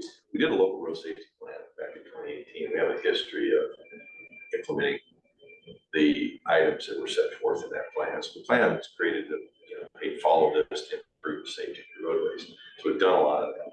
Boundary road, road pavement, a lot of sign enhancements. We've implemented a number of those centers, almost all of it, in fact, other than this project on the west side, the southwest side. So we have that history. These projects are identified in the plan. Some of them rank very high. And it's in the area of persistent problem. So it checks a lot of boxes. So I'm optimistic that we won't know for a while, but that's where we're at with that. Just want to, I mean, I know I ask you about this a lot because it seems to be a priority in my mind for some reason, but we're still working on, this won't affect our 3-mile stretch down here south of. You know, if we get this and we get that amount, I don't know, but probably possibly not, but here's my take on it. Is that if we're able to secure this, we ought to be dancing on the table. I'll be thrilled. I'm just saying, And we will get to that. Yeah. It may push it back a year or 2, but we'll Okay. get to that. We certainly don't want to pass up on the opportunity to get a very large chunk of it. And what this will help is that, I mean, you know, that's why I'm just it asking helps us how. build, it helps us build reserves Yeah. for future paving projects and future rehabilitation. Yeah. 3-mile stretch. S Avenue. S Avenue between the 2 pavements, Yeah. what I call the Vale pavement and West Side pavement. Yeah. And I mean, this in effect. my ultimate objective is to get to something with Carroll County is where we can build that to where it goes over to the pavement and goes down to Manning. On the whole West Avenue. I think that'd be fantastic. And if you think of it like this, Ty, if we're successful in this number, Yeah. this equates to about 9 years of our FDM allocation. So then you take that 9 years that you get. Now, we may not get this. Yeah, So I then know, we're back to working on. so whatever. Okay. But if we do take 9 years of allocations, then, you know, Apply that in other that places. opens the door for a lot of other stuff. Yeah, excellent. I mean, that's what I'm asking here. That's what I'm So trying to this is figure out. probably fall, Fall. I'm guessing December, maybe. Yeah, and the raise grant that we applied for the bridge over here on for the railroad, you're late June, early July on that. So a couple of other things, first I did, we do have to sign these 3-year, those that utility permit for West Central Iowa. And then I checked on the subgrade stabilization seal coat down on Banyan Road. You know, you could tell me early June. Well, it's early June. And now it's gonna be late June. So we'll get it done. Would really like to be working on it right now. If we could, but see how it works out. So we went over about staying off the edge of our roads and everything. Pardon? Staying off the edge of our roads. Staying off the edge of our roads. Oh, here. They're always really good, yeah. Yeah, I mean, all the utilities. That was a contractor avoiding work, is what that was. No question about it. I have a feeling through that experience that they'll watch their contractors a lot closer. Be watching them a lot closer now, you think? Yeah, so, okay. Thanks. Thanks, Paul. Thank you, Paul. Stopping by.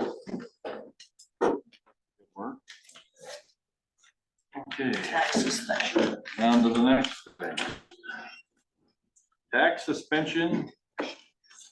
What does AY stand for? Assess year. Assessed year, thank you. Assessed year of 2022, payable 2023, 2024. Right, it's a process we go through every year, during, just ahead of tax billing time. We currently have two properties that are in suspension. Okay. And I verified that with DHS that they're still eligible for that suspension. Yeah, they are, Okay, Okay. It's a suspension, it's not a right. forgiveness, so Eventually, those taxes will be due. they get paid eventually upon sale of the property or whatever, so. It sounds like the i's are dotted and t's are crossed. It's all part of the process. Make a motion to approve the tax suspension assessed year 2022, payable 2023, 2024. I'll second that. got a motion made by Mr. Schultz, seconded by Ms. Hayden. Do you have any further discussion? All in favor state so by saying aye. Opposed, nay. Chair votes aye. Motion carries. Okay. Contract proposal with the local Teamsters 554 for July 1/23 to June 30, 2024. That's in our packet. Yes, sir. Yep. Everybody has a chance So it's to your look at it. proposal to them. They have TA'd it, tentatively TA'd it, but it needs action of this board in order for it to go further. I will make that motion. Does anybody got any questions on it? We did check with you Yeah. guys on this before we And it's 1 year. passed it along. to Yeah, them. it is, correct. 1 year. Okay, so it'll be for 6% increase for the deputies themselves and $1 to the staff / jailers. Okay, 1 year. Non-probationary jailers. yep, there you go. Thank you. You guys did a good job negotiating and, so I appreciate everything you did. What's the TA stand for? Tentative agreement. Yep. Thank you. You bet. And Mr. Mulbauer makes the motion. I'll second. Mr. Dozark has a second. Any further discussion on the issue? Hearing none. It's not, this ain't a resolution. No. Oh, all in favor state so by saying aye. Aye. Opposed, nay. Chair votes aye. Motion carries. So now they have to ratify it, right? Yep. Before it becomes official, so Yeah. they can still back out of it. I don't suspect they will. Think that they. I think that they're content. I won't say happy, but content. Caught up here, Move right along. Dave. Okay.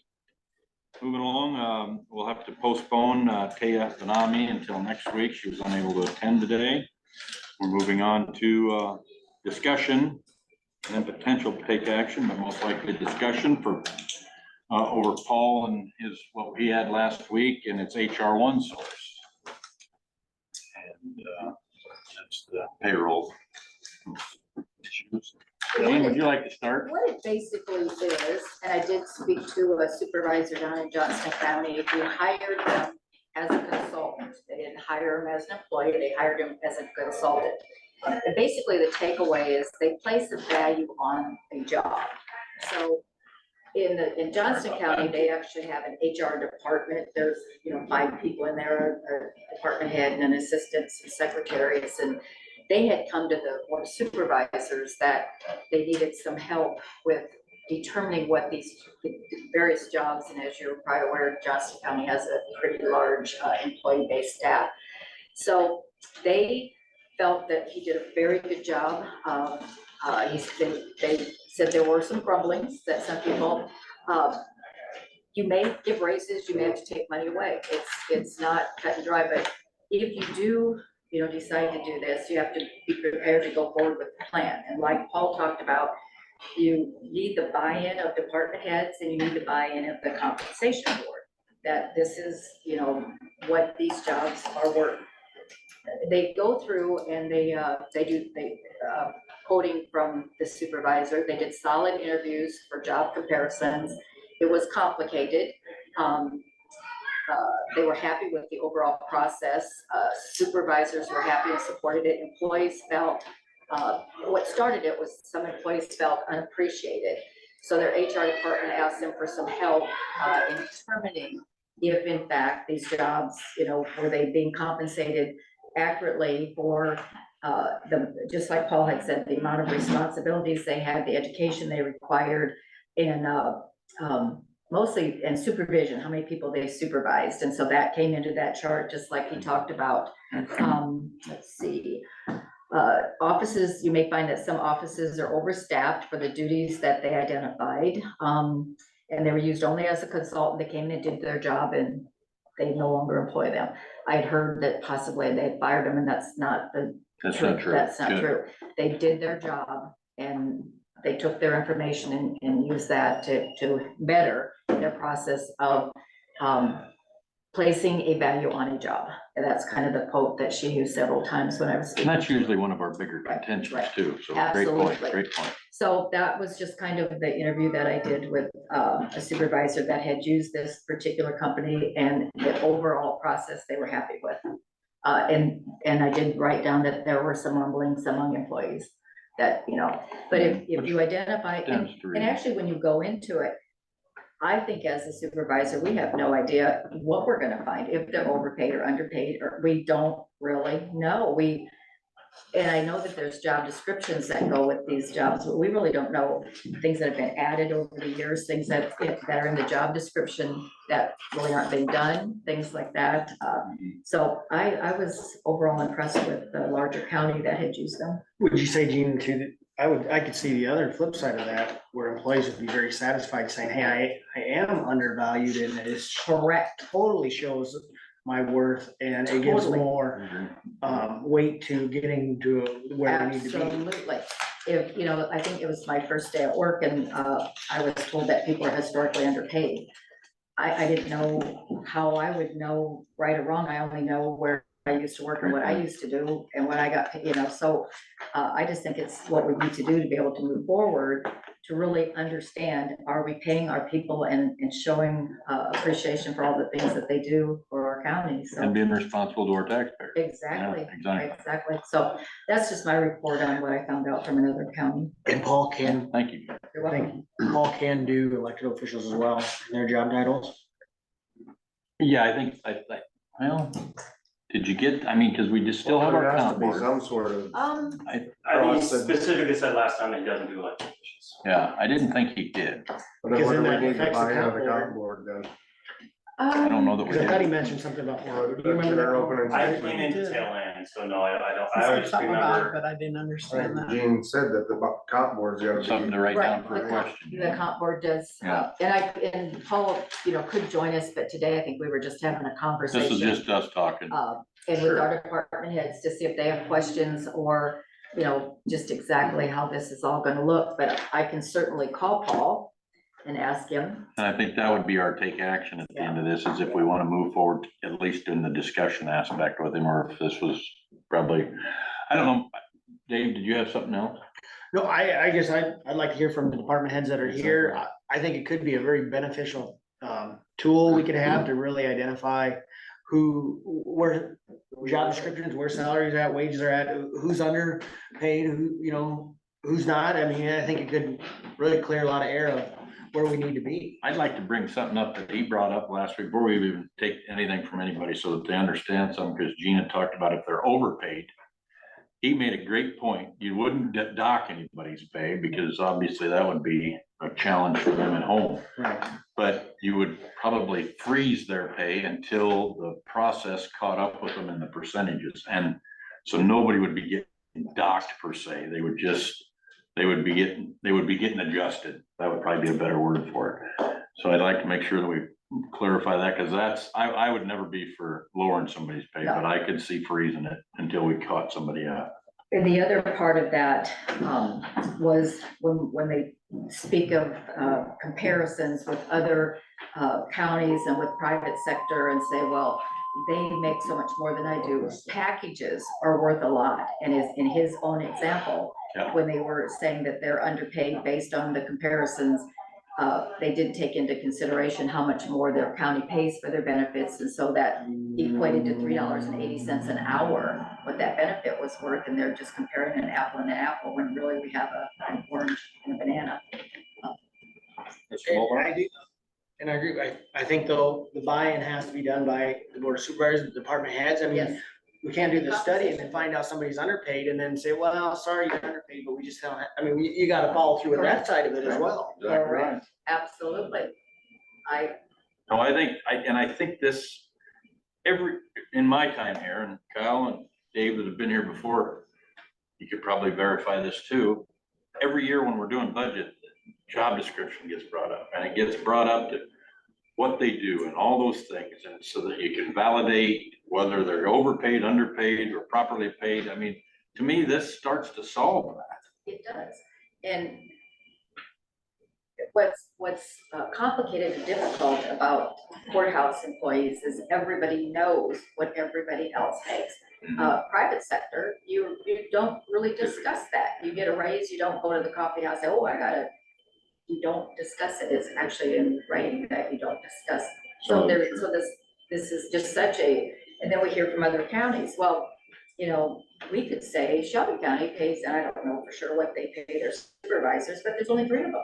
You know, so if they pay their supervisors $50,000 a year and we make 30, well, there's 5 of us doing the work, so they get paid more. But if you're just looking at what they get paid, that we're, you know, underpaid. So when you get it all laid out, how many more responsibilities they have, oh, that's okay, you know. So I think it's just good to, and for the amount of money, I think that we could possibly save money. But if nothing else, it takes that tedious torture of everybody feeling not appreciated because we're not basing it on fact. Yeah. That's excellent point. Mr. Dozark, you have something before we ask? I just would like to, I agree with Dave, I guess I'd like to hear from the department heads and see what they think. Yeah, Dave brought a point I want to make, that us as a board have to be willing to accept right. outcomes if somebody's significantly underpaid. They give raises, they take some money, and when she said take money away, I don't believe, I think it was that same freeze for a couple of years. I just kind of jotted that down. Okay. Yeah. Okay. Do you have any department heads that would like to speak? They're place their opinion on? I have a host of things. Anyone else wants to go? I was just gonna say, if you're paying that much money for it, yes, then there should probably be action taken with the results, whatever they may be. Right, yeah. You know, it's kind of like, you know, years ago, we did a housing study about every year and then just put them in the vault, never did anything about it. And you think, okay, well, you know, if you're gonna have this, we have to listen to what they say and be prepared, up or down. Well, that's why we wanted you all here. We obviously have to have the buy-in of our HR and our department heads, and we think this should solve a lot of our frustrations at budget time. You know, as far as payroll. It's a tool. So who do you foresee this study being applicable to? Everyone in the county? Everybody that works for this county. And has any department head requested this study, or is this something that you guys have been brought up? I think it was brought up by.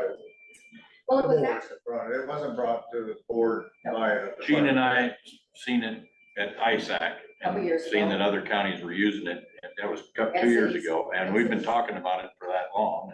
So I, of course, because of the past, I've done a lot of research in the specific area. And I'm curious to what the board wants to accomplish with this study.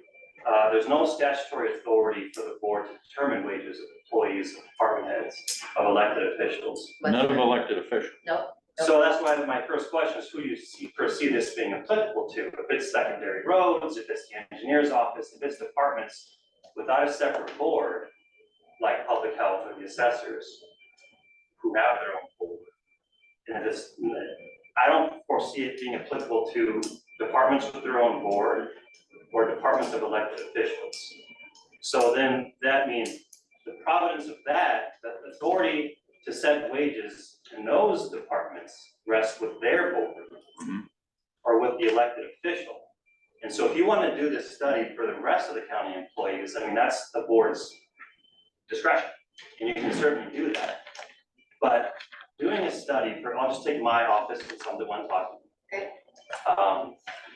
Doing this study and then coming to me and saying, these are the results of our study, and we're gonna overlay that onto your office, is an authority that, with all due respect, that this board simply doesn't have. The authority of this board is to set the amount of people in my office, not what they're compensated. That is a right reserved to the elected official or the board of that particular department. So. I have a question. Yeah. before I forget.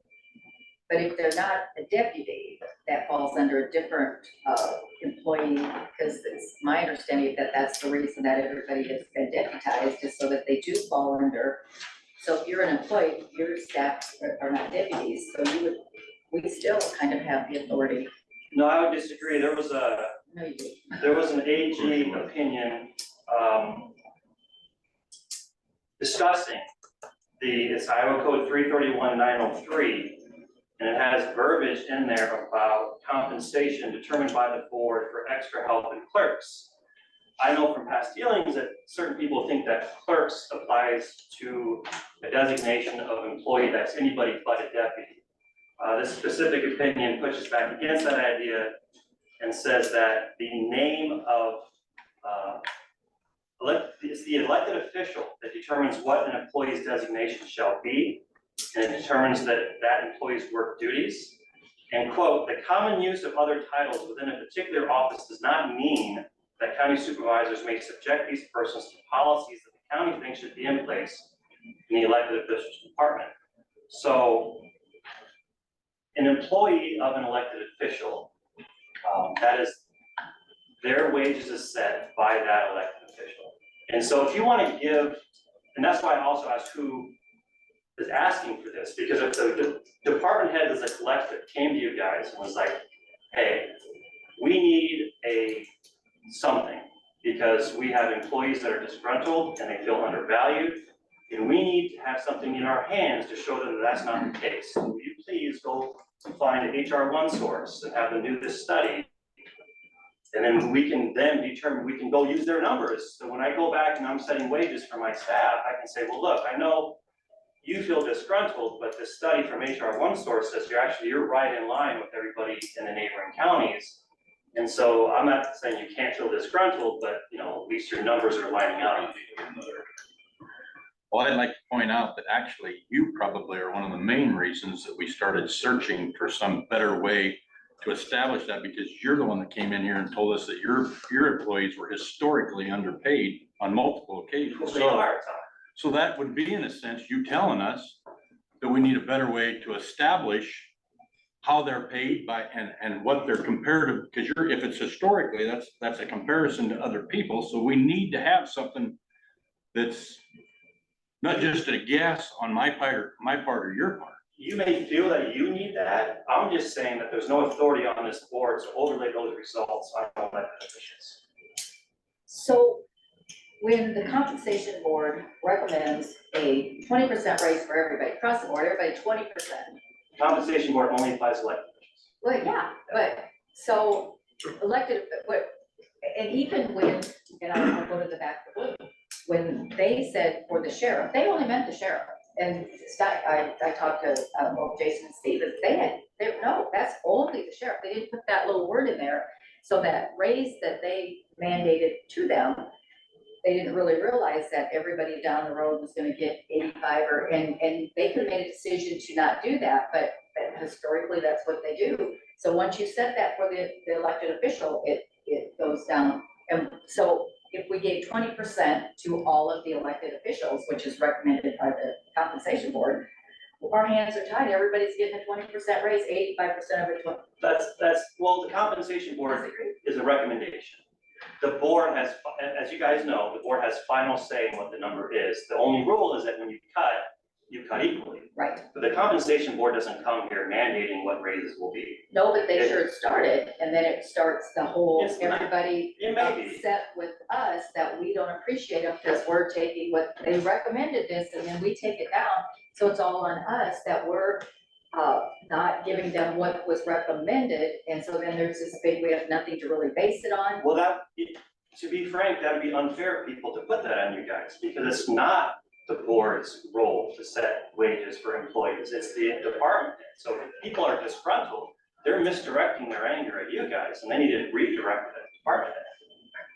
Common question. You'd like that. I guess I'm looking at it from the other side, point like, I get what you're saying with authority and elected official and telling you what you have to do under your budget. But when it comes budgeting time, if you had a study like that, even just for your office, where you say, hey, here is where the rankings came out and we are historically undervalued or underpaid.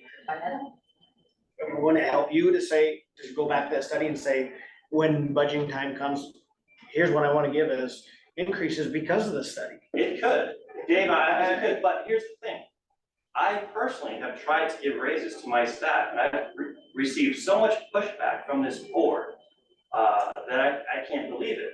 And what I'm saying is the department head already has that statutory authority that, and to a certain extent, the market kind of speaks. I mean, I know we're a public place, but the market kind of sets prices. And I think each department and each individual is unique unto itself. I mean, we have certain people in certain offices with certain expertise, certain, even longevity pay is not a thing, but certain, I mean, that expertise is gained over time. And what I look at specifically when I try to set a salary for my office is replacement. And I know I probably don't speak for, I mean, I'm only speaking for myself, but I'm sure other department heads feel also that they have indispensable members in their team, on their team, in their office, and to replace those members with someone off the street is going to be, well, impossible. Just the institutional knowledge that you get built up in an employee over time. I don't know how you bring in HR one source and put a number on that. Well, can I answer that?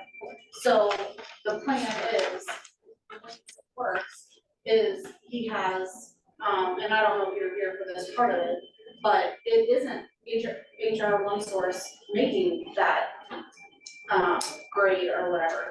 It is people within this courthouse or in the county. I heard that. So you will have a committee of, you know, say you have one or two people from your office, the auditor has one or two from their office. So you have a peer-to-peer going over the job duties, that stuff, and then his expertise, you know, kind of helping along the committee.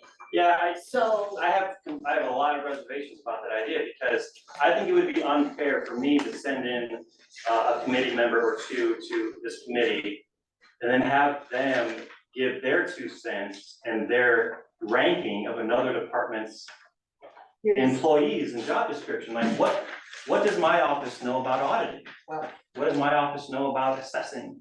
It's not what we do, and to be part of a board, that rank, and that, the other thing is there's a natural ranking that comes out of this, and that is something that is really, I have a lot of reservations about. I mean, we're gonna give a number, a ranking to employees and use that as a basis of salary? well, that's how a lot of corporate structure is. That's exactly right. Done anyway. But we're not a corporation, are we? We're a public. but you want you want to compare yourself to the legal secretaries And you're on historically Main Street. underpaid. We can't have it both ways. And like he I said, agree, but you guys do that too. what? We're not saying we don't. You reach for comparisons. Yeah. In the private sector all the time too. What I'm saying You is, make us. you guys can, I'm not here to tell you what to do, right? Okay, we're having a good discussion. My job isn't to tell you what to do, because you're elected officials too. I'm just telling you my reservations about this. If you think this is gonna be a valuable tool to the county, by all means, you can do it. I'm just saying, I don't know how much value I would find in it personally, and I don't know how much participation you would get from the county attorney's office. So let me ask you this. Part of what you bring in here is that we have no, you're trying to say that they're historically underpaid. I don't know where you get that reference from. So you have your opinion on that, and we have our opinion on that. So we're trying to bring in an unbiased third party to help us determine that. So that there's a little bit of substance behind it rather than my opinion or your opinion. Okay, because I'm looking out for the budget, so that I'm looking out for taxpayer dollars. You're looking out for the fact that you want to keep. Well, it sounds like your priority was to make sure that you have the best staff possible. Okay, Doesn't that's the county important. deserve the best staff possible? I would say so, but we still have to do it fiscally prudent. That's always gonna be the case for this board. So we're trying to establish that. And if we've got a non-biased third party that's not part of our elected officials or part of our staff that's actually does this, this is their profession, to go out and find what truly is historically paid and what truly are historical responsibilities so that we can compare those things. And it doesn't mean that we have to take all of it, but we can compare it and see what may be the actual reality that we may be ignoring or acknowledging. All right, so I think that those are things that are important for this. And this would give us that, okay, you're historically underpaid third person. It would give you that, but it gives. Wouldn't give you that? Well, no, I'm Are you not choosing saying to that ignore it, or? I'm not tying, my position is that there's not no value in what you guys are talking about. Now, I can see your point and Dave's point, I get it. I'm just saying that there's no authority from that side of the table to do anything about those numbers. It would only be in the discretion of the department head. And so you want to talk about being fiscally responsible. I don't know how much this guy's gonna cost, but I would question the fiscal responsibility of paying all this money to a person that gives you a number that this board can't directly utilize. You can give it to the department heads for them to utilize if they want to, but they don't have to. Well, then you'd have to look at that as who is, okay, so it might not be, you're implying it might not be fiscally responsible for us to determine what actual responsibilities and what people should be paid and not have that argument. I mean, this is an argument we've had, and obviously this is a bad blood thing for you, and I disagree. This is me standing up for statutory rights of my office against encroachment. I mean, with all due respect, you guys have your job to do, and department heads have their job to do. And sometimes I think that bleeds over. And so what I'm trying to do is stand up for the statutory authority of my office and also respect the statutory authority of other offices, including yours, and other department heads. With all due respect, what you want to do, I'm not saying it's a bad idea. I'm not saying that there's not good uses for it.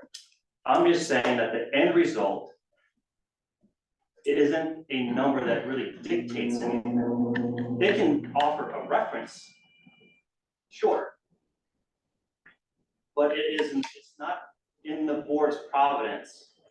so for your department, this would probably be a waste of time. Is that your implication? I don't foresee my office participating in the committee or any kind of interviews with HR officers. Okay.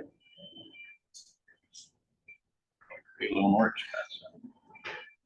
So Colin, you don't see any benefit for your department going through this process? I guess when I first looked at it, I thought that it would benefit the department heads the most.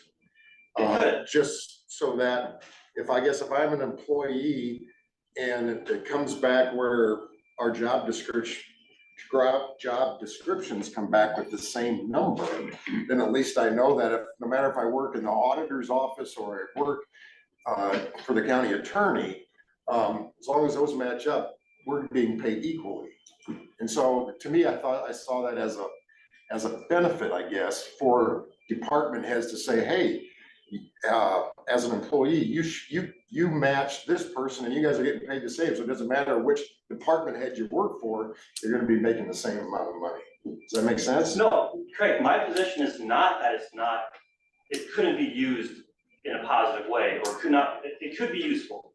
Yes, I agree, the study could be useful. My point isn't to its utility, my point is to its applicability. And it's just simply not in this board's power and authority to use those numbers to dictate anything. Now that you could do this study and say, hey, department heads, we did you a favor. Next time your employee says they're disgruntled over their pay, show them this study. Show them what the neighboring counties do, show them what the other departments do, show them their job rating difficulty number, and show them that they're in line, that, you know, that maybe their disgruntledness is misplaced or something. It feels like we're focusing more on the disgruntled side of it versus the underpaid side of it. Because to me, when you get into budgeting and you add a study like this, it'd be a good tool for us as a board to say, hey, we can point to those people that are under budget. When a department head does come in and ask for a higher wage, we have some facts behind it or something behind it saying, Right. we can justify the higher wage because they have, you know what I mean? Yeah, I do, Dave, and with all due respect, just the terminology of ask for a higher wage or justify a higher wage, I would just push back against that immediately because it's, the department has discretion to decide. I guess that's what we need to determine then, is what do you, and because, I mean, we were told that your clerks, They're not clerks, but, okay, what are they? I mean, they're staff at the county attorney's office, but and it's a side point, I didn't mean to step on your point, right? Well, they aren't deputies. Correct. Deputies are the only things that are, in my understanding, deputies are what the elected official can determine their wage by percentage of their own. That's by virtue of them being a deputy, yes. And then others are our responsibility. This is my understanding. Maybe I got this wrong. We might actually have to get a third-party person in there to define this for us. But it is the responsibility of the Board of Supervisors to determine them wages. No, not if they fall within an office of an elected official or an office that has their own independent board. You guys control. And you got the one case study that talks about that? We've got a letter about that. To me, it seems we've had a letter. This is an email exchange I have with Christy Harshberger from my staff. Oh, that's what Christie. Engineer's office, no elected official. IT office, no elected official. Janitorial staff. Yeah, those employees report directly to you guys. Okay. I mean, for all intents and purposes, you are the department head for those places. By virtue of them not being elected. It's the difference between a sheriff and a police chief. The police chief reports to the city council because they are a city employee hired by the city, hired by the city council. The sheriff is elected by the people of Crawford County. And by virtue of being an elected official, even though they both run and lead law enforcement agencies, their authority is very different as it's defined under the code, because one is elected by the people of Crawford County, and one is not. So I've been sitting here trying to get this all out exactly right, but when you tell us that you feel that your staff, I don't know what to call them, your shop staff, are underpaid, historically underpaid, I need to know, what, are you basing it on what your other attorney friends pay their people? Or are you basing it on what Harlan pays what their attorney? Did you call around and ask all of them, and did you find out what education their people have, and really have a track of where you came upon that whatever dollar amount they're paid per hour is far less than anybody that you talk to, whoever you talk to? That's what I struggle with. Well, a couple of things. Back when we had that conversation initially, I was not as well versed in this whole concept as I sit here today. Okay. I was under the idea back then, much like the board kind of had before we had this discussion, is that any wage increase would have to be approved by the board for my office, but that's just not the case. So if the county attorney's office has been underpaid, historically, it's been because of county attorneys. But So- how do we know that? How can you tell me that they don't get paid enough and you just know that? And the reason that I kind of questioned all that, and I've always kind of, I used to see people's pay stubs and their tax returns and the old job I used to do. So I have some knowledge, you know? So I was trying to figure out, and Well, back then, I can tell you the process that I did, and I can only speak for myself. Okay. When I made that statement, I kept this being brought up time and time again about being historically underpaid. Uh-huh. I had a list of, it's essentially a longevity list of employees that work in other departments, including my own.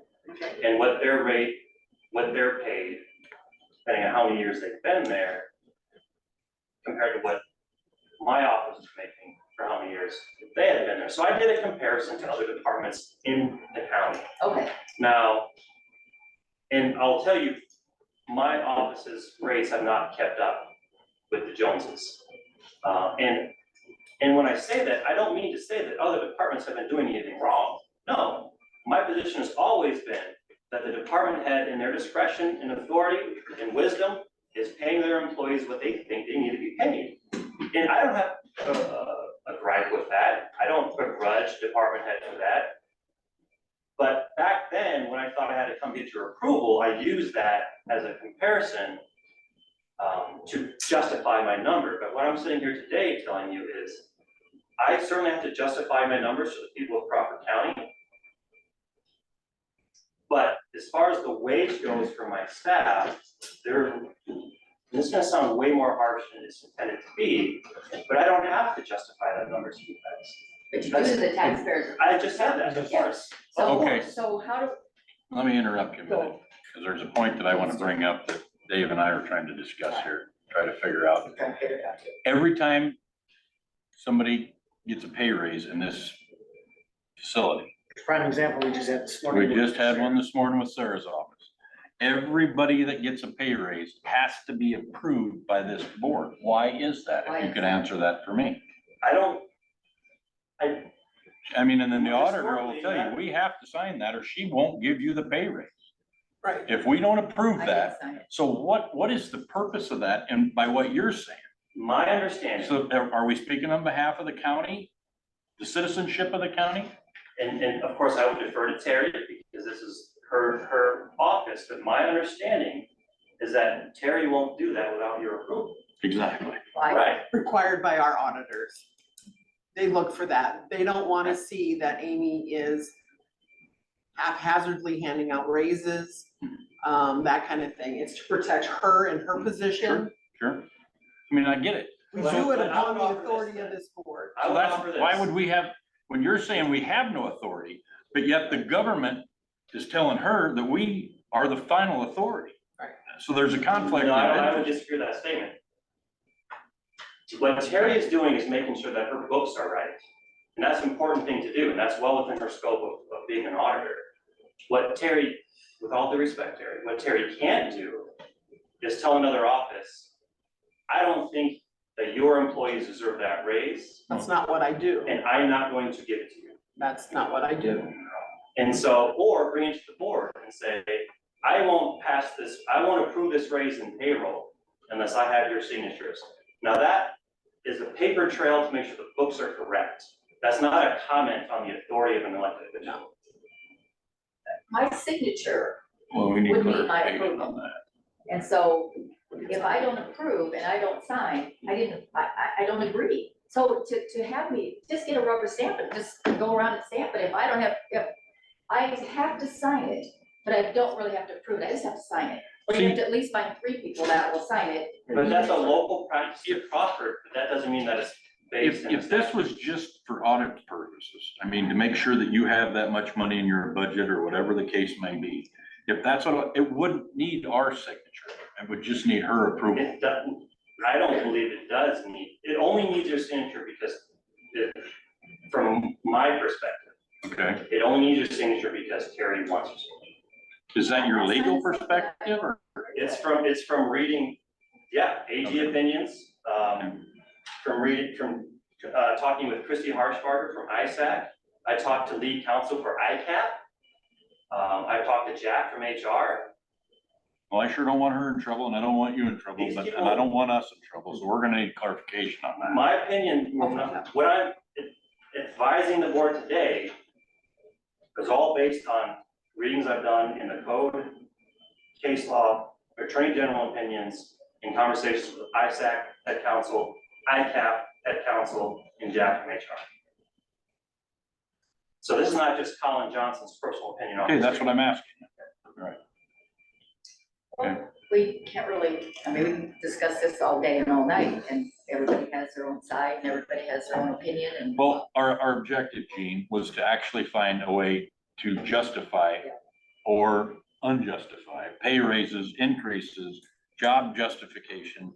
I mean, we may have people that we don't really have purpose for in the county. I mean, we create work for them, obviously, because they're here, but I mean, and probably, I'm just saying, there could be people in this that are being employed by the county that are unnecessary.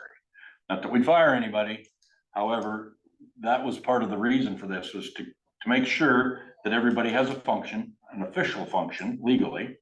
And so to remove this argument that they're historically underpaid or historically overpaid, either way you want to look at it, we just want something that validates all of this so that we don't have these arguments in the future. That was part of the big, I mean, when her and I sat down there and said, that was one of the first things we said, well, this would actually stop those arguments because we would have a third party that actually went out and did the running, compared it not just to people in the courthouse, but people outside of the courthouse that staff for attorneys and do the jobs that are similar to what goes on in the treasurer's office, or I mean, how many civilian jobs are like that? I don't know.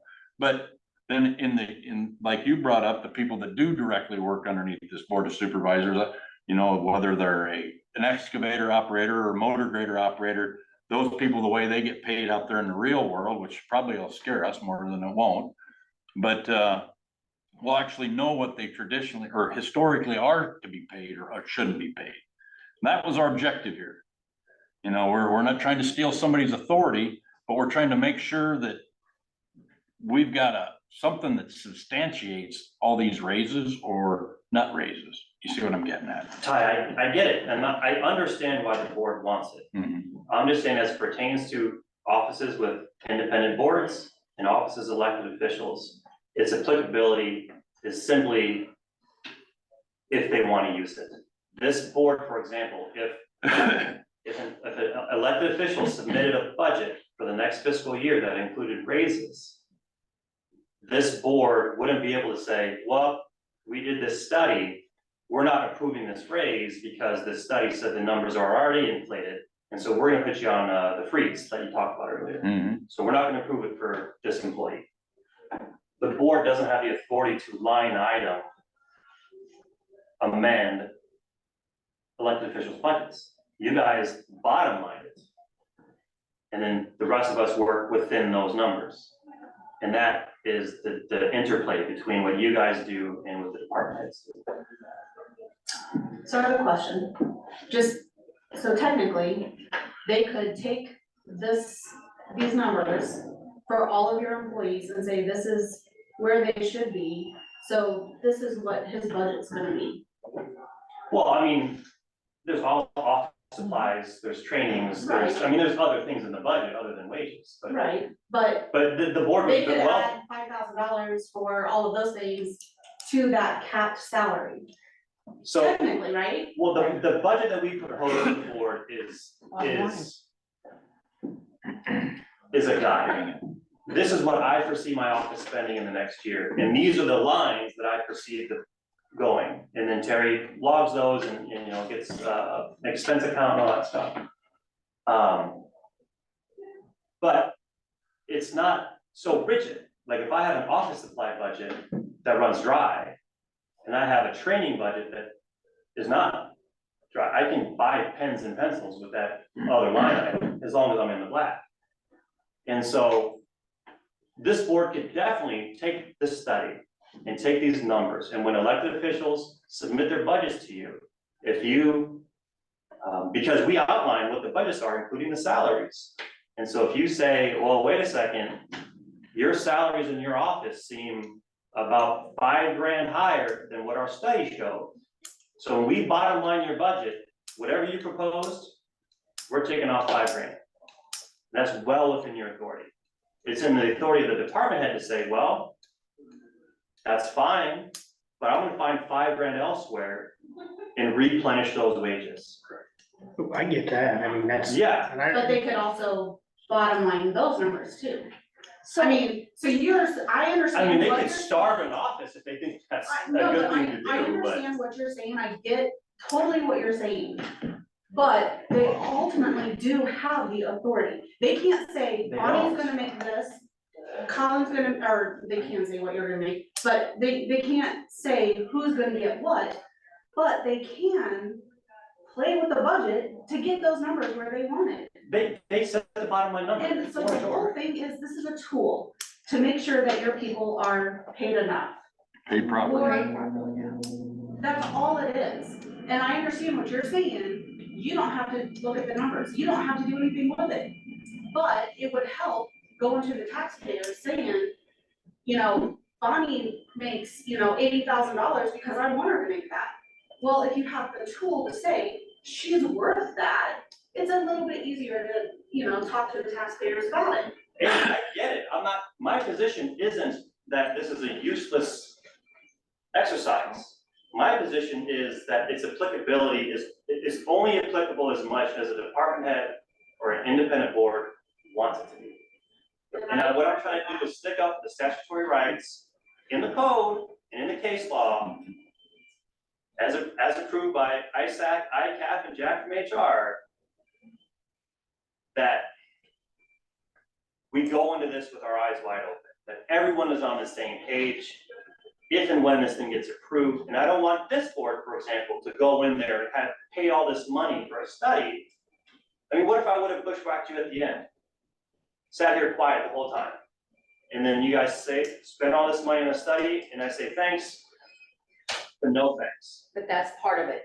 Department heads we all have to agree. It's not us telling you what to do. We're trying to all work together. The very first thing he says is the department heads have to have the buy-in, and if your department heads don't, you're wasting your money, basically. I think he's saying that because of what this discussion Well, is we're about trying here to find out today. if our department heads have a buy-in, and you're telling us that you don't before we get started, so we're finding out what we need to know. You don't have a buy-in, so you told us you're not in on it, so we got another direction to go, because we got day one, no buy-in. Don't want to hear. Well, I'm not speaking for anybody else. But you're a department head, so if you're not in, this is over, because it doesn't work unless you're in. It doesn't, this isn't about us. It's, the first thing he says is your department heads have to have a buy-in. First thing he said. Yeah. So when you come and say, I'm not in, I'm not playing your game, I'm giving my people what I feel they're worth. I don't want to know the real numbers. I don't want to know, I'm paying my people Well, I what would they're disagree worth. with that. Well. That's not my approach to my Well, but office that's salary. kind of but- what you say, and here's the other part, I'm sitting here listening, we go through all this time with line items, the postage, as an example today. Sorry, it ain't me. We have a little extra postage, so we're gonna use that here, had a little extra in juvenile detention, so we're gonna use that here. Why even have it all, just say you got this much of a budget, figure out how you're gonna spend it, no amendments, no nothing, just this is how much you get. Well, amendments happen when departments run dry of money. And it runs dry when you take from one line item given to this and say, whoops, I underestimated that because I gave this to this department, so what's the use even having the line item if you're going to use that at the end of the year? Some expenses are variable. I'll give you an They're example all out of my variable. office. The state of Iowa requires that when there's a juvenile court guardianship, that the county pay that bill. Yep. For indigent juveniles. Yep. I don't have any idea when the year starts, how many indigent juveniles are gonna come through the juvenile court system needing guardianships. I can estimate based on previous years. Yep. I don't know. But if you don't know that, let me ask you this, if you don't know that, you set a number in there, but that's one of the places, well, I don't typically get that many, so I'm gonna use that money to increase the salaries of my staff. And then you have to come into a budget amendment. You come to us for a budget amendment because you I never use came it. for a budget amendment. only to get. I didn't ask you if you did, I'm just hypothetical, this is hypothetical, okay? And if you did that, and then you had to come to us for a budget amendment using your example, would that be irresponsible spending on your behalf then, because you spent something that you anticipated you may need, but then you thought, well, I don't typically need that, so you used it elsewhere. You see where I'm getting at? I see what you're getting. I mean, I would of course say that I've never done that. So, I mean, but hypothetically speaking, yes, it would be a not good situation. Exactly. If the department head ran dry on decisions that they made poorly. Dave's trying to sneak And then something in need to here. come back here with hat in hand. Mr. Mulbauer. I'd like to, I mean, not to put Terry or Sherry on the spot, I mean, your department heads as well. I mean, thoughts, would it benefit your employees in your office? Do you see it as a good thing? Is it a waste of time? I don't know that it's a waste of time. It could be valuable information for all of us. We Sure. got Sarah back there too. And Sarah, I mean, Yeah. anybody. You're listening. It's gonna go either way, I don't know. We don't know, you're right. Sherry, I mean, I wasn't even here last week for this part, when I saw Paul, that's my mistake, I thought it was Paul downstairs talking about it, so I'm just kind of catching up on it right now. That we can give you the thing that he handed out to us that kind of talks about it. We heard it at ISAC, we thought it seemed like we could get copies of that too if you wanted. Because it talks about how it's, employees that will get together and use the proven formula that he has to determine the value of a job. And I think it just helps us all feel better about really understanding that we're paying our people fairly. It's, not too much, not too little, fair, to be fair. And not always feel like, and what's hard on us is if there's a recommendation of 20%, it's up to us to take it down to 3%. Why are they where are they basing those numbers on? And then it's up to us, and then everybody feels like they've gotten something taken away from them when they just go as an exaggerated, just to make. And Gene, you and I agree on that point. The state legislature did you guys no favors. Thank you. When they dictated that compensation boards have to set sheriff salaries at a certain That was them. comp without any mechanism to give, and you guys are just left holding the bag, right? Because Still are. the comp for the sheriff's office was way high. And you said something earlier that I agree with also, and historically in Crawford County, as far as I can tell, it's been common practice, even though it doesn't have to be, that whatever the department head gets, the staff shares in that. That's just been local practice. That's local It doesn't practice. have to be that way, but that's kind of what it's been. But if you apply that local practice to this new thing that the state legislature did about sheriff's salary has to be set at a certain amount. Yep. And then local practice that he shares that amount with the rest of his staff, then you guys are left holding the bag.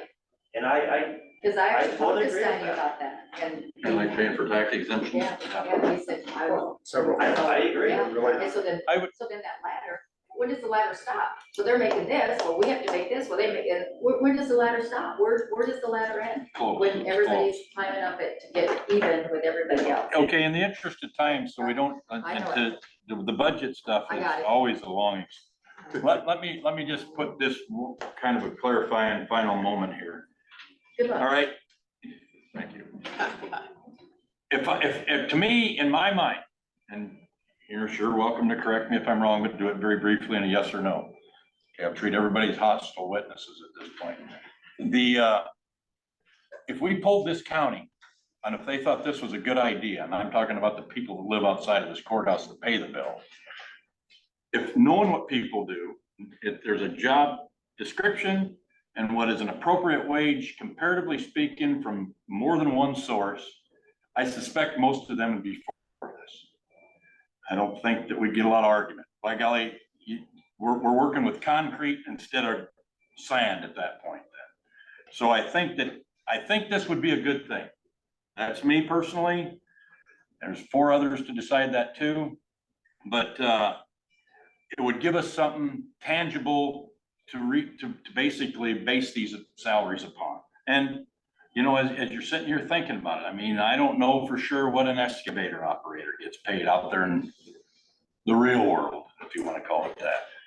But there's a chance they get paid more than our excavator operators. So we could end up having to pay some more, but we could have some people that are, it's a very complicated workforce, no doubt about that. Because I mean, how many businesses in America, well, I suppose they've all got attorneys anymore, but I mean, how many businesses in America have everything that we have to deal with in this courthouse? I mean, you know, there's probably a mixed bag of things all across, but you know, we have to deal with a lot of different things. So if we've got more information available to us to make solid decisions, and we have our other elected officials have more information to be able to make solid decisions based on these things, I think this is important for us to consider. As I, One thought, that when you said, He said yes or no. you didn't mean it, you didn't mean it. So you hit the nail on the head when you said, we don't know what they're paying excavators, Yeah. operators out in the world Yeah. compared to what we pay ours. But the next question you're gonna say, well, so I make $30 an hour. Oh, what's your benefits? I got none, no insurance. How many days you get off? We don't get paid holidays. Yeah. Do you get a vacation? No, but it's up to the boss if they're good mood or not. excellent point. I see where you're And going. so if you say 30 and you guys get 17, that's a big gap, but no benefits, no security, no retirement, nothing. So there we got $30 for the guy that's got nothing. He could be let go tomorrow and has no, Excellent point. and our employees have retirement, they have insurance, they have benefits. Dwayne has something? I mean, yeah, part of it. Yeah, Yeah, I mean, I get a Christmas bonus, but but those are the there's things always that, some. that this organization goes and tries to find out where and so I don't have time to go and ask everybody down on Main Street what they're paying their people, what their benefits are. I don't have time to go to everybody in the courthouse and say, well, what do you do? How much responsibility do you have? I think we need to ask that, Paul, if I they will. do that. I wrote that down, I'll call Because it. what I understood, it was more of a rating amongst peers Yeah, to come up with this number. Yeah. I mean, Well, Colin he has did some very say- good points. I appreciate your points. I do Colin, too, do. Colin.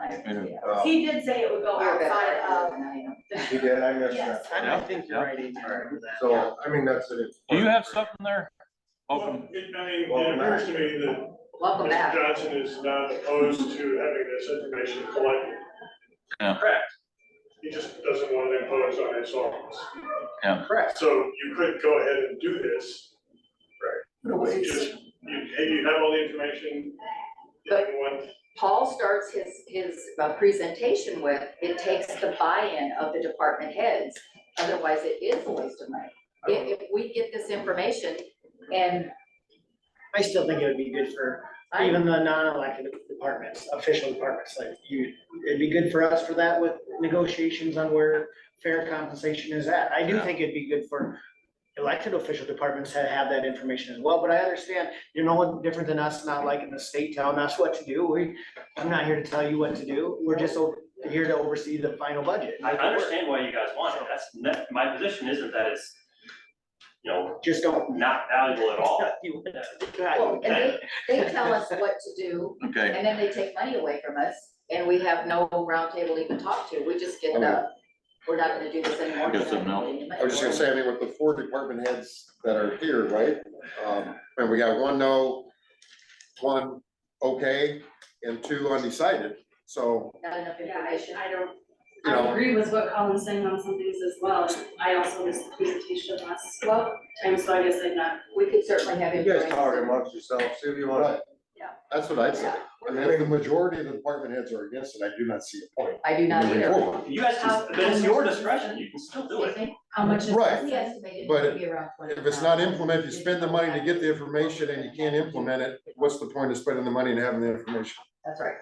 That's Exactly. why you guys get paid the big bucks. You guys- It's- and, It's still called, Craig, what I'm saying is, I don't have the authority to tell you not to do it. I don't want it to seem like. Right, but in on order- your authority. I'm just saying that in order for us to do it, we need to gather as much information as we can, so we can make a good rational decision, so we're not wasting any taxpayer dollars of the people of Crawford County. Yeah, I don't see the point.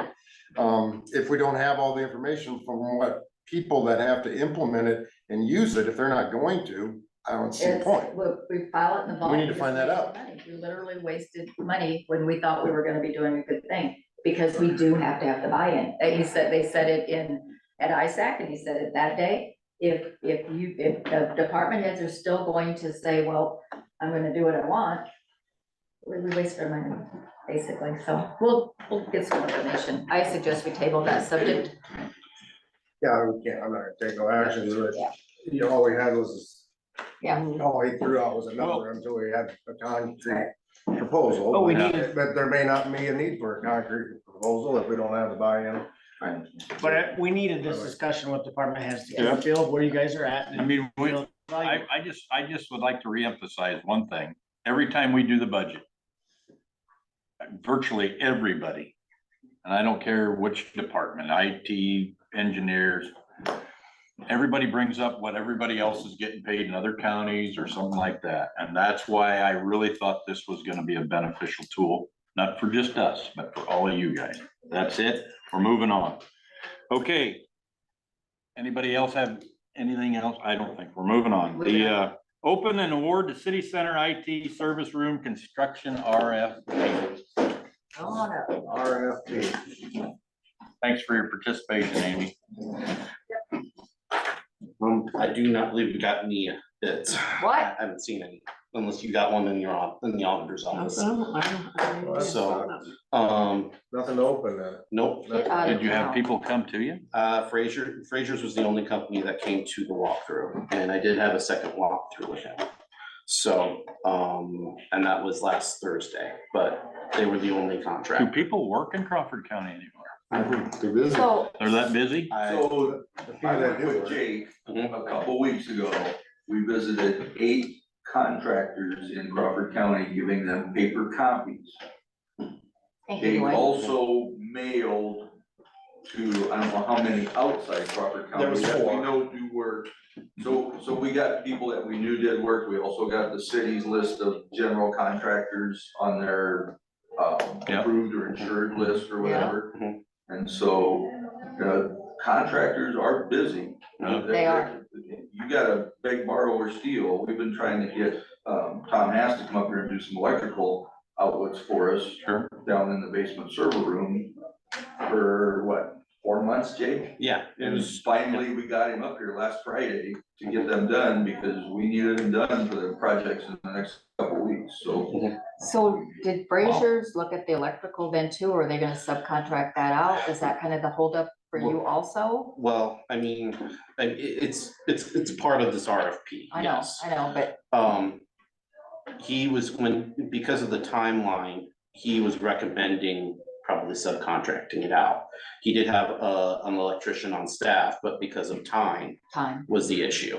not complexity, just Right, time. just time. And I think that was our number one issue with this RFP.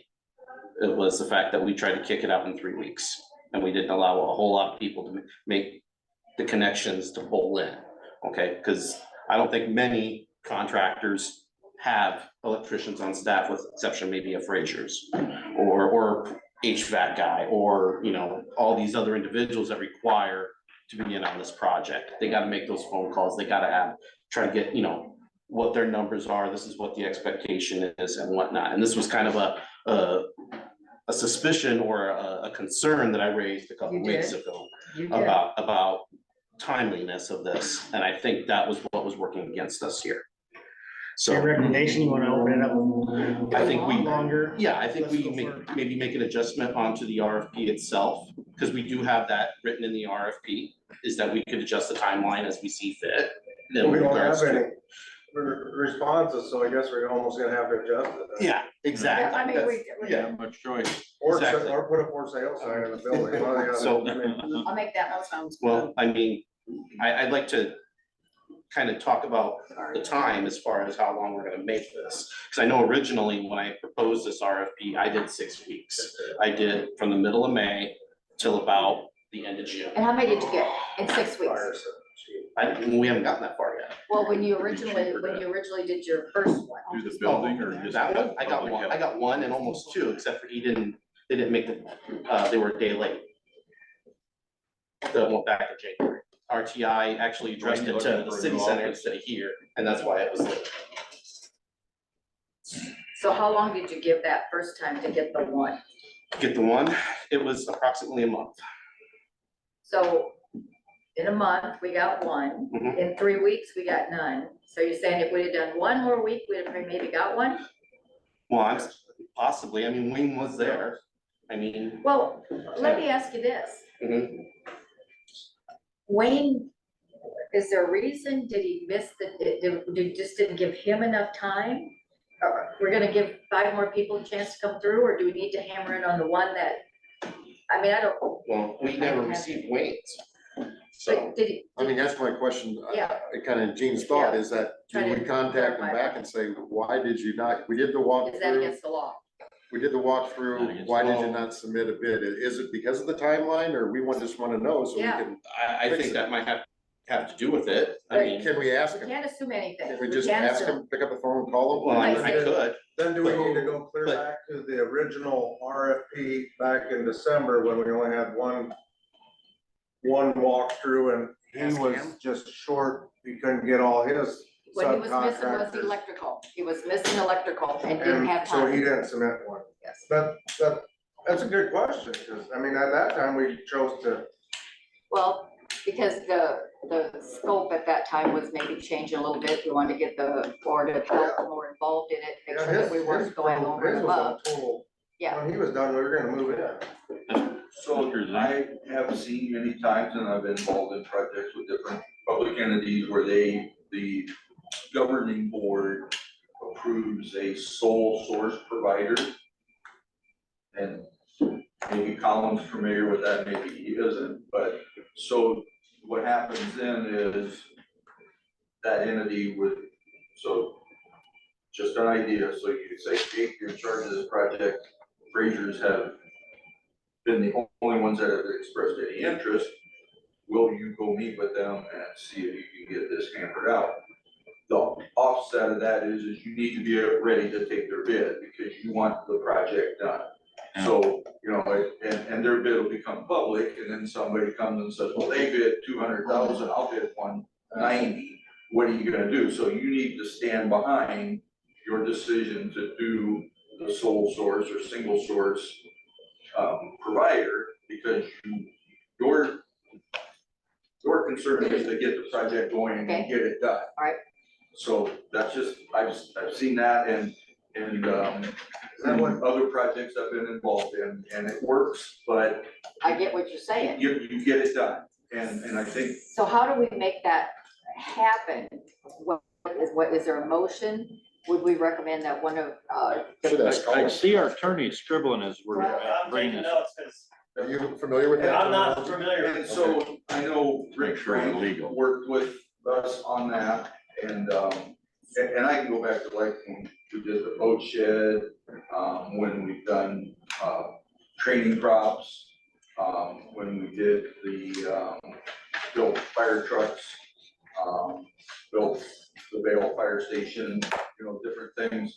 I know Rick worked with it, and also, I know the city has done some through their attorney firm out of Des Moines, is that, Rick Gentry? yeah, so I don't know, I don't like to make work for anybody, but maybe, I can look into it. maybe that would be an option, you know? I think the rules do change a bit when public bids go unanswered, and I can go look into that and report back. Can you check on that for us? Just So say, with- just one question, I think what's the city use on their remodel of City Hall, and it went way over budget. Yes, yeah. They just had Single source? No, I think they bid out and then they, after they got through it, if I remember correctly. I'm not saying they're wrong or not, Yeah. that's just a public backlash that they Yes. received due to Yeah, that. yeah, because they did forget a component, and if I remember that component was windows, but I think you're right. and Terry, do you remember? I do not. Okay, I thought maybe you got a better memory. But that wasn't, Not really. that was a bid process, it wasn't the Yeah, one. yeah, okay, all right, but I know it works in Okay. a lot of things. So Let's wait to hear from So can Colin. I, Let's, trying to help out and would it be facilitate. possible for somebody from his board to go with him to talk to Fraser's? if we can legally do that.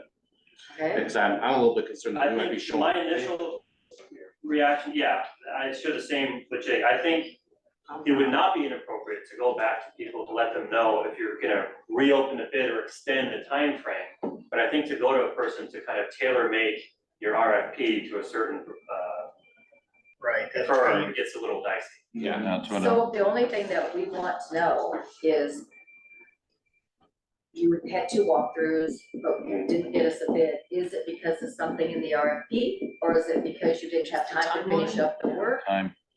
So that we're not assuming, well, he just didn't have enough time.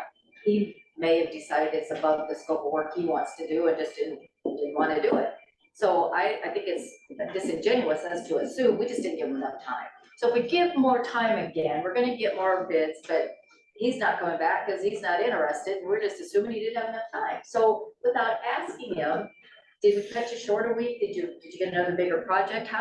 We can't assume that we just didn't. No, I give him agree. enough time. But for the county to tailor make an RFP to suit the needs of a specific contractor, Why I don't, would worry about I it. don't think we're suggesting that. Well, you think we could specifically ask, hey, did you have enough time or did you? is this- I think you can just offer the information, hey, just so you guys know, we're reopening, we're extending the timeline on this bid. The new deadline's gonna be such and such. 2 weeks or 3 weeks. Yeah, and if they did, if it was a timing issue, then you can kind of tip them off, oh, now I can get my ducks in a row. If they were never gonna do it in the first place, I mean, if they offer that to Jake, Right, that's right, something right. different. Yeah. They say, hey. So we it's just can't really do an exit interview, quote unquote. Jake, did you have a Not, timeline when it had to be done? they, without knowing the specific law on it, I would not advise it this time. Okay, the contractor was proposed, when it was Yes, done? Okay. yes. And that would be the way to do it. Because I figured that would be one of the discretionary aspects of what With bid the we project. select. Was time, yes. So. Well, I think You thought it was Make mine. that to phone me, call. it's important to know Make- what yeah, the let's- bid's gonna be. Because Extend that's the big X over here on our Meeting, ARPA you said funds, it. you know, what's it gonna cost? Extend it by 2 weeks. Or month, I don't care. Well, yeah, let's just make a decision on what we have available to more us in the time. RFP. Okay. Obviously, your assumption and Gene's assumption from the original time we were doing more than just this was about time, so we gotta assume that that might be the linking factor here. Let's move on I with think we that. got a motion. So, You have a motion? Do you want a motion to extend I the don't, That's not what's on the agenda. Okay. Discussion, take Right. action. IT server room I RFP? know, but it's the opening and awarding. yeah, it's Right. opening and awarding. Sorry, trying to keep you out of Yep, jail. no, you're right. That's why you're So- here, thank you. do I need to come back, next week and kind of propose a timeline? Is that the pleasure of this board at this point? Yes. Yes, I would say yes. Delays it another week, but Yeah, we'll have a meeting. I, people wonder why government doesn't move fast. Oh my God. how we have everything up and running in a small Okay. building. We can't- No action taken. No action taken on this particular thing due to the lack of action from outside entities. Not easy. Moving forward. OCIO, MOU. MOU. Memorandum. Memorandum of Understanding. Yes. Recent. Resign. This is a formality, okay, because you already signed this contract, it just didn't have the contract number on it. OCIO wants that contract number before signage or it becoming signed. So that's all this is, there's no change, it's all CrowdStrike oriented. Okay. It's, like I said, it's a formality. So we just So, need to have a motion for Ty to re-sign that with Yes. the proper Yeah. work number on it. Yep. I'll make and that it motion. does. Motion is made by Ms. Hagan, second by Mr. Dozart, for me to re-sign this OCIO MOU document. All in favor, state so by saying aye. Aye. Opposed, nay. Chair votes aye, motion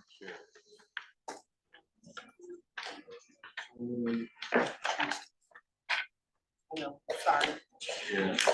Where do I sign? It should be on the wall, that was the last page, but maybe it's not. Here, figure it out, don't move. Handbook. I'm not out here yet. Handbook policy 2.12 reimbursement of expenses. Mr. Schultz, could you please lead us off in that? All right, yeah, this is something that's been on, I got a copy here. This is what's proposed, the topic. Yeah, other than the line that's empty there. This is something that we've been talking about for several months. I think it's just a final maybe draft. We've had a lot of discussion in regards to things that would be applicable. So we put together a rough draft, we actually get stuff on paper. Yep. And this is what we come up with. You know, the reimbursable expenses in regards to mainly traveling for conferences and such, that's meals. And this wouldn't take effect until, well, I guess upon passage of it. Registration fee paid for by the county, only makes sense. So to kind of, you know, as I read through it, and I don't mean to keep everybody here longer because I have to read through everything, but meals for same-day travel without an overnight stay will be added to the employee's paycheck. Have we ever done that before? That's how we always do it. It's always, so that's not anything new, because I've never turned anything in, so I've never seen any added on my paycheck for anything ever, so. Okay, well, but so, Yeah, we do it. so if you're It's a requirement of IRS. well, Yeah. so if we went away for one day and we have a bag of licorice that we have to have every day, I can't turn that in. It's just gone for a day. No, I wouldn't say that.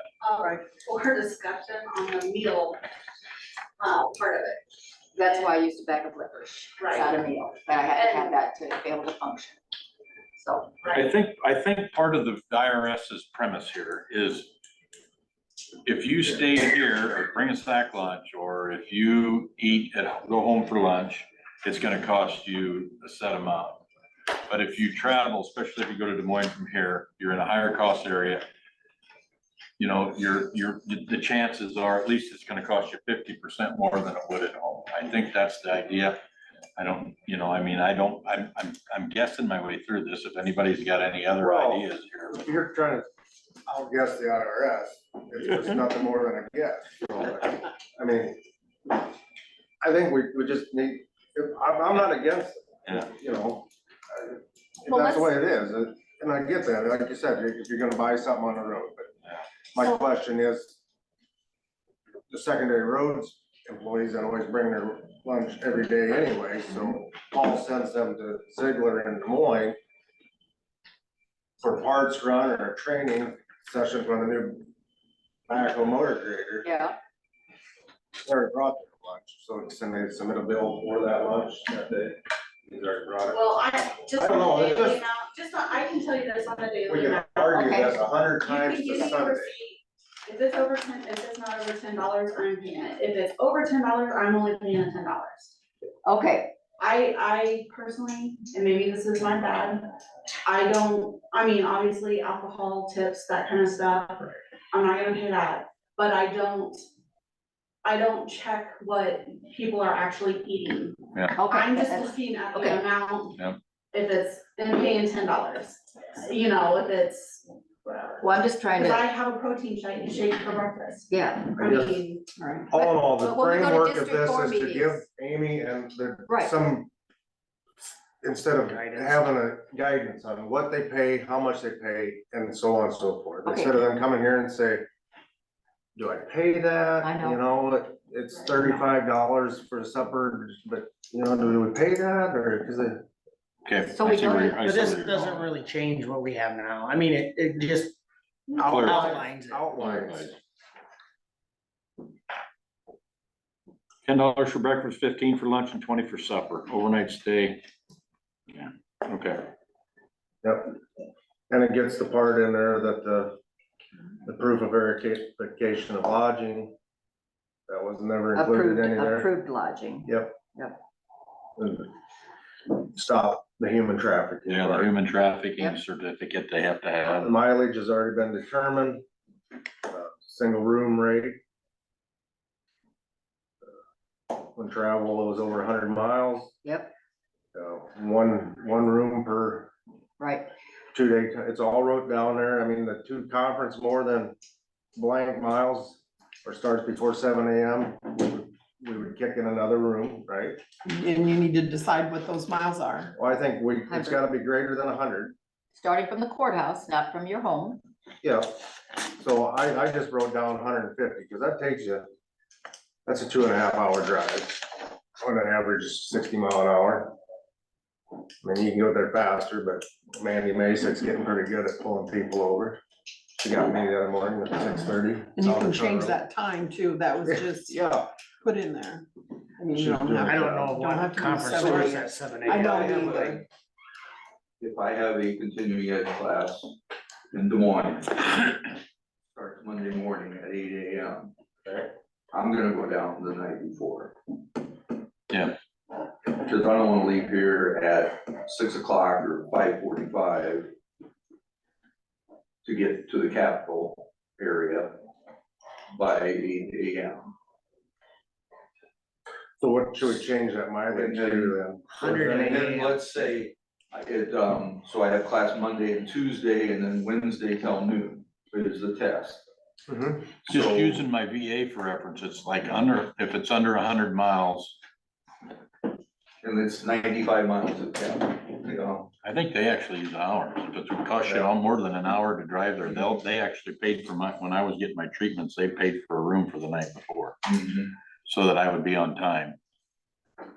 Yeah, and I'm just throwing that out there because that happens all the time. Sure. to us. Well, we're trying to stop the overnight staying at a grove. Right, and I Yeah. agree with Pay you for it in the 100%. past. That'd be that wouldn't be an hour to drive there, No. for sure. But Dwayne, So that's why I asked, what And should we we've change? stayed that to? overnight at Storm Lake. 8 AM and before in 100 the miles. winter, You That know, would it's cover the January worst and they're scenario. forecasting Right. snow. And there's language in here about Provisions weather. for that. Yeah. Yeah, there is language for weather and it could be approved. So 100 mile, how's this sound to you then? 100 mile radius, if it's outside of that 100 miles and it's at 8 AM is the cutoff, that works for you? You know, that would be fine. I'm just saying that Yeah, it makes sense. that's the thing that we run into because, Mhm. you know, that's, our classes typically start at 8 AM in the morning. You need to be there at 7:30 to get the back row. You know, it's. Get the back. Well, we can You're not see- going to church, In Dwayne. our office, Yeah. we do the same thing, but if we have something in Ames or Des Moines, Mhm. we always just leave that morning. Yep. We just leave early. Yeah. So So it's, it's just, yeah, what do you do? I don't know. I mean, and then you're paying comp, you know, overtime. And that's the other So it's either, How do you pay your Six-way, hourly half a dozen the people? other. Yep. I mean, Pulling comp's not a budget buster. It's just time off. I mean, it's time off, so. But are you getting, so, 100 miles. how do you pay hourly You like folks that? when they're going overnight? They, it's their normal. Paid travel time. Yeah. 100 miles, 8 AM, madam. 100 miles, 8 AM. so it's not overtime. That's what we like. Anything else? We need to make sure it's a part of. Well, that's that far. We ain't moved on beyond that yet. Okay. We've All right. established the meal cost. We've established 100 miles at 8 AM. Mileage is fine. Okay. Lodging expense. So just to, when I read through this, just to clarify, when it says conference more than 100 miles or starts before 8 AM, the county will reimburse the extra night of lodging expense. So they still have to submit a receipt. We're not just gonna pay that. Yeah. No, it's gotta have a Right. receipt. Right, Right. it's the same other guy, Okay. all the other guidelines. Because are sometimes when true you read that, I'm like, so they're just gonna pay it because it's No. 100 With the miles proper away. receipts, Okay. yeah. Everything's, do we need to have that worded in there from, no reimbursement for meals? No reimbursements will be made, period, without a receipt, Yeah. Well, Have to without have that It's in. itemized, it has to be itemized. which is fine. Okay. So you say you don't necessarily look at what a person ate, but we have on here reasonable meals in capital letters. So if I choose to not eat a meal, I just want to eat junk food, are you still gonna reimburse that to me? That's kind of, I think, You know, I just don't know asking. We're when I was nitpicking. my best fit health, all I ate was Mountain Dew and Snickers. When did you turn that That in? was my meals for the day. I get it, but who are we to judge what a meal, that's kind of where that goes Kinda a keeps little you bit. from being I don't angry. know. Okay, I just wanted to make sure. I think the reasonableness of a receipt submitted to the auditor is determined by the department who submitted that receipt. Senators keeps you from being angry, I've been on. Right, and the department head reserves the right to tell their employee, Marlboro Lights. no, Yeah. no. Okay, anything else? Do we need to add that in wording in I this don't know. policy? I don't know. That's why I'm I mean, bringing it up because now. that's the only thing when I read so- through there that it doesn't say should be something about discretion can be given by board of supervisors or department head or something like that. When a Well, it person, does say at the top that these are, may be considered for reimbursement. I don't want that gray area of when it comes up, and then we wish we would have had that, or that in there, and we just assumed everybody understood what we Travel meant. expense reports and That's receipts why are we're to be revisiting this, submitted so that after the employee we, returns. dot the I, cross the Out-of-state T, travel will be so that expensive, there's not that gray out-of-state. area of, All out-of-state travel, it says, has to be approved by us, this board. If that's what you wanted to say. that If this that's, is, does that mean that we're overstepping our bounds with the other elected officials? To limit trainings to within the state. Right. Yeah. No, not to limit the training, but that has to be approved through here. And I think that's as simple as XYZ. For department financial. head coming saying, hey, I But if- got an employee going to, Washington A DC. meeting in Sioux Falls. that's the sticker, it's Sioux Falls, it's Yep. closer to South Sioux City, it's closer than Des Moines, but it's out of state, just come in, hey, they're going to South Sioux for training, we'll be like, yeah, it happened, but if somebody's going to Washington DC and it's gonna cost us a week's worth of hotels in Washington DC and airfare and stuff to Washington DC, we might wanna know about that ahead of time. to Yeah. Kind of brace ourselves for that. Does that go back to Well, call, it being kind like, of goes back to the discussion we had earlier, my position is. That's that why I asked. The department head determines the reasonableness of a training and whether or not it should happen and whether or not it's in their budget. My understanding is that the board has the right, reserves the right to make sure of two things. One, that there's money for it, and that's clearly within the province of this board. It doesn't matter if the department head wants a training in Hawaii or not. It's not in the budget, doesn't happen. And is it even reasonably, is it a legitimate expense for what the proposed training is? And there is some interplay, I will get on what's legitimate and what's not, but I think from where I sit and from the research I've done, that if there's gonna be a break, it bends towards the department head's discretion to what is legitimate. Terry, as auditor, does have authority to audit, and that's well within her scope of duties in the statute. And so if there's a training in Ankeny and they do a breakout group to Adventureland for, camaraderie or something, I mean, I think I guess that, Terry could kind of question. that breakout group would have been part of the pre-registration, I guess. Well, if it's specifically built into the training, that'd be something else, but if it's kind of like extra, saying, hey, we're gonna do this extra networking opportunity to Adventureland.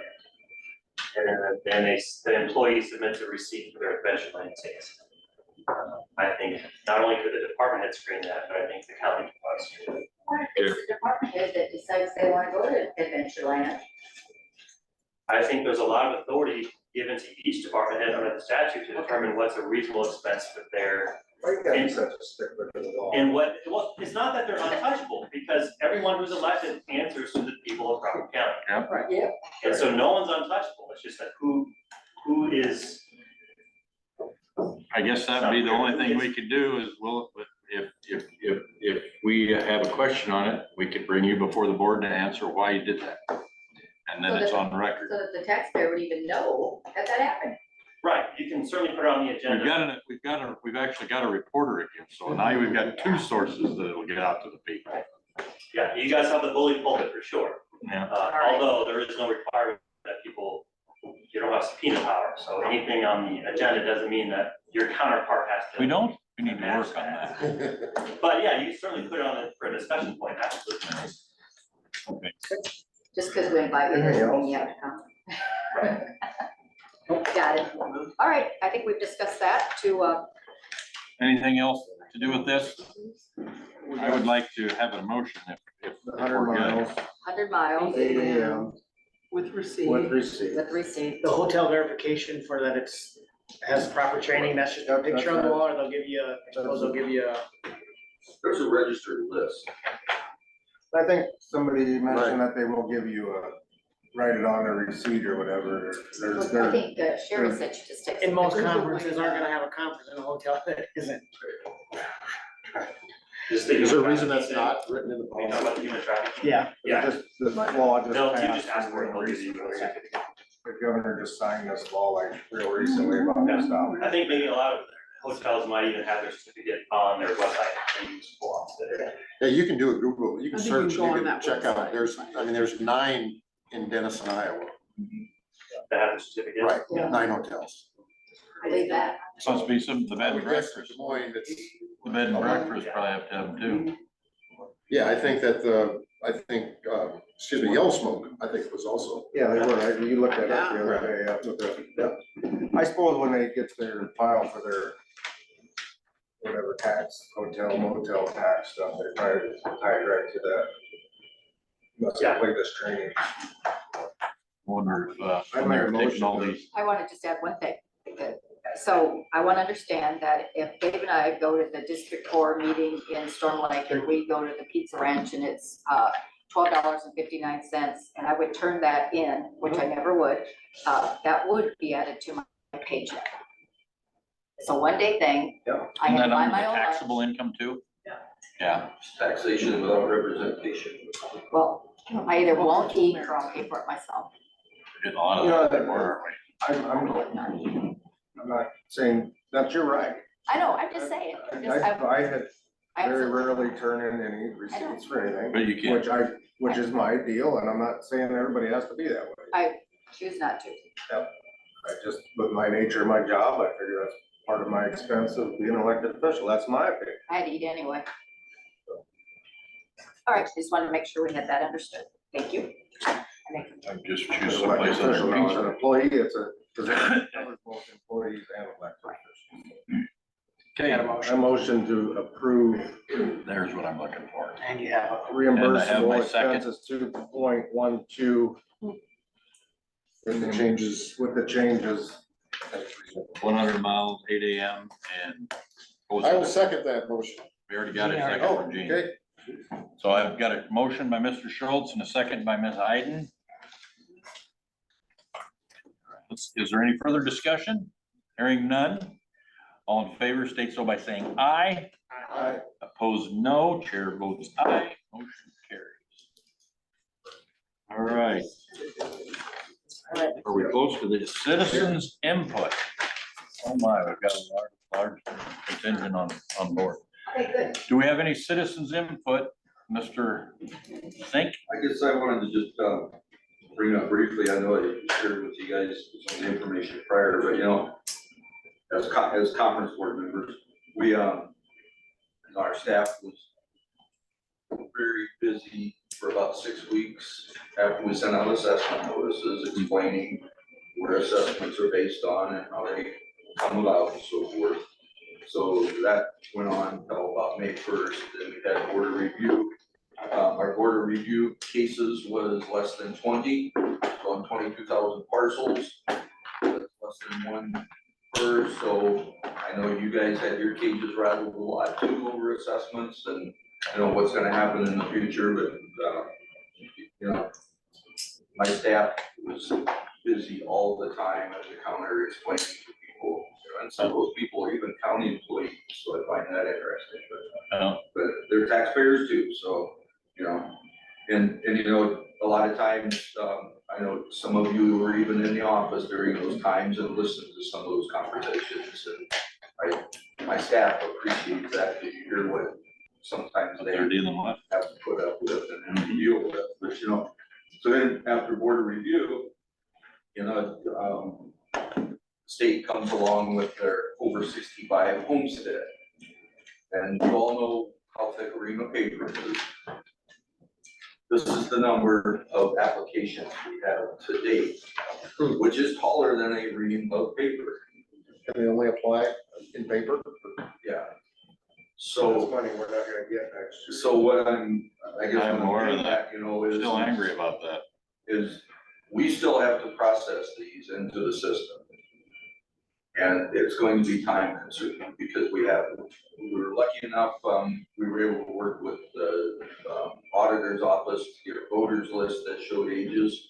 The state, what office would it be with the state approved? Secretary of State. So, and they approved that, seeing the problem that it created to assessors' offices statewide, so I think you guys can kind of imagine the issue we're gonna have of you find the parcel and title it by name, address, or pin. Then you have to go to the credit screen, then you have to go to homestead credit, then you have to go down and enter the date of birth. There's no pilot program How- that came with it? Well, that's it. So that's gonna take a little while, a couple minutes each. I'm not very good with numbers, so I can't type numbers and not watch the number pad. Some people can. But so you can imagine how long that's gonna take to enter. One of the problems I see is this, you have to sign up by July 1 to get the credit for the 24, or I'm sorry, the 23 assessment year. The code also states that you guys have to approve all homestead and VA apps by like July 7th or something. So all of them are coming across So here? that's obviously not gonna happen, because I don't see us getting them done. Do we do an extension on that or not? No. So the Department of Revenue will have a red check on my assessor certification as to not getting this done in time, but that's all. But, so we do have a lot. So should we share that with the governor, then that red check? You can sure do that. So, and the other thing I wanted to point out is typically my policy, and I think it's the county policy, that comp time is typically down to 1 week on July 1 every year. And vacation also gets down to the 10 days at their anniversary. Well, I have two people's that anniversary is right around July 1. So needless to say, their comp time is not going to be down to 1 week on July 1, and their vacation probably is not gonna be down to 10 days. So we will work through it, and if it takes them July and August to get to that point, that's how it's gonna be, but I just. Another ripple effect of this Let tax you know, credit. because, and I expect the next 2 or 3 weeks to be busy also with the same thing, because, you know, there's more and more people finding out, and. Are your veterans ones including that, or is that just? This is just the over 65 homestead. The veterans file isn't that bad because the veterans part is an automatic if you're currently getting it. So if anything, it's maybe muddied the water because, people that have a veterans exemption or think they have a veterans exemption that really don't, maybe they had, not saying anything bad about it, maybe they had 5 years in the Guard. They don't qualify unless they have active Deployment. or active duty training and get a DD 214. Yep, I get it. And since you have one, you well know, and so, you know, that's the, you know, so it's brought a lot of questions about with that, but that's the way it goes. And, you know, those that have the 100% veterans exemption, it doesn't matter, Yeah. you know, but the article kind of reiterated that you need to come in and sign up, so we spent a lot of time explaining that to those people. But, so, I don't know, but we've seen people from all corners of the county that probably shouldn't be walking up and down steps, come in to sign up for it. They got options. They come through the front door. They don't see the. And they handicap. typically come up the stairs to the auditor's Yeah, office to go back. and then they down come to the back down, or the treasurer's office and Yeah. and find out, so. We can't afford escalators at this time, so. 79 years ago today. Yeah, so, Mhm. yep, Okay, so just thought I'd. well, I'd like to say thanks for all your work on this. I mean, we know that this created frustration for us and a lot of extra work for you guys, so All we appreciate ever it. heard was on the campaign trail, that little old lady needed a tax break. Yeah. And you know, and I know, and department heads are here, so they're well aware, and I'm thinking that it's not reimbursed back to the county. No more. So- Now it's out of our money. I've just kind of, play with numbers, just to see, and it wouldn't surprise me if it's $200,000-300,000 of hard tax dollars.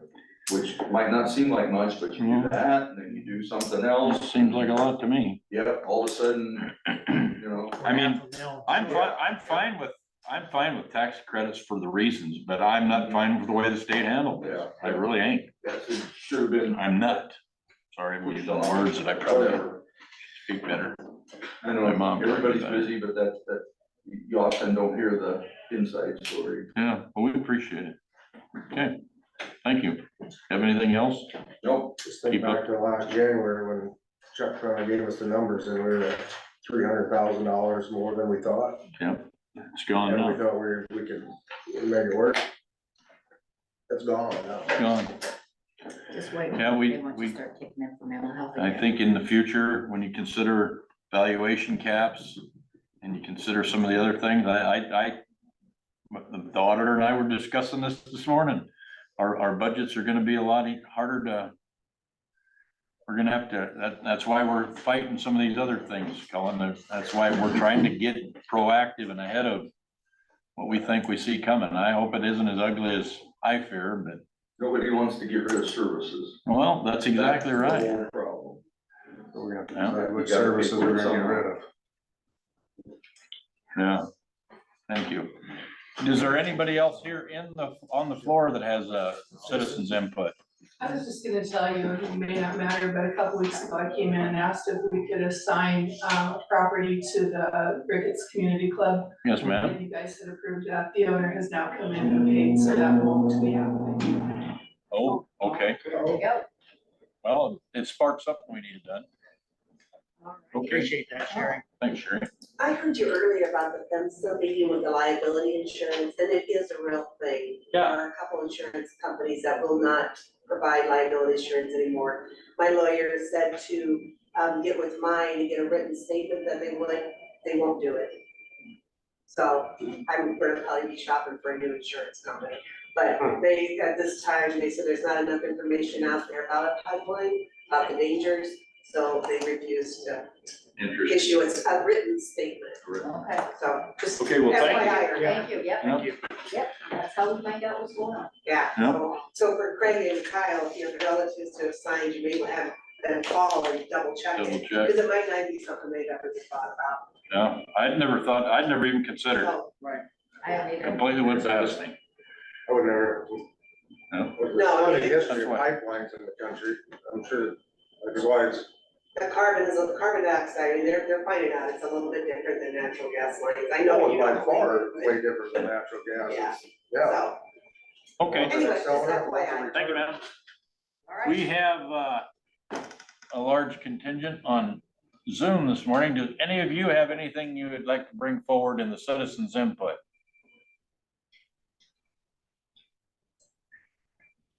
Five, There you go. 4, 3, 2, 1. Time's expired. Thank you for participating or for monitoring us today. I'll just add this for Dan. Dan? Dan? Dan. He's taking pictures of the stack. Dan? That's why we missed 2:15 Thursday, eventide. This Thursday? Yes. Aha, So. pays to have that phone number. Awesome. Thanks. Appreciate everybody's input. I move we adjourn. There's the number I was looking for. Been made, the motion's made by Mr. Dozark, seconded by Mr. Mulbauer. That we adjourn. All in favor state so by saying aye. Aye. Opposed, no. Chair votes aye. Have a great afternoon.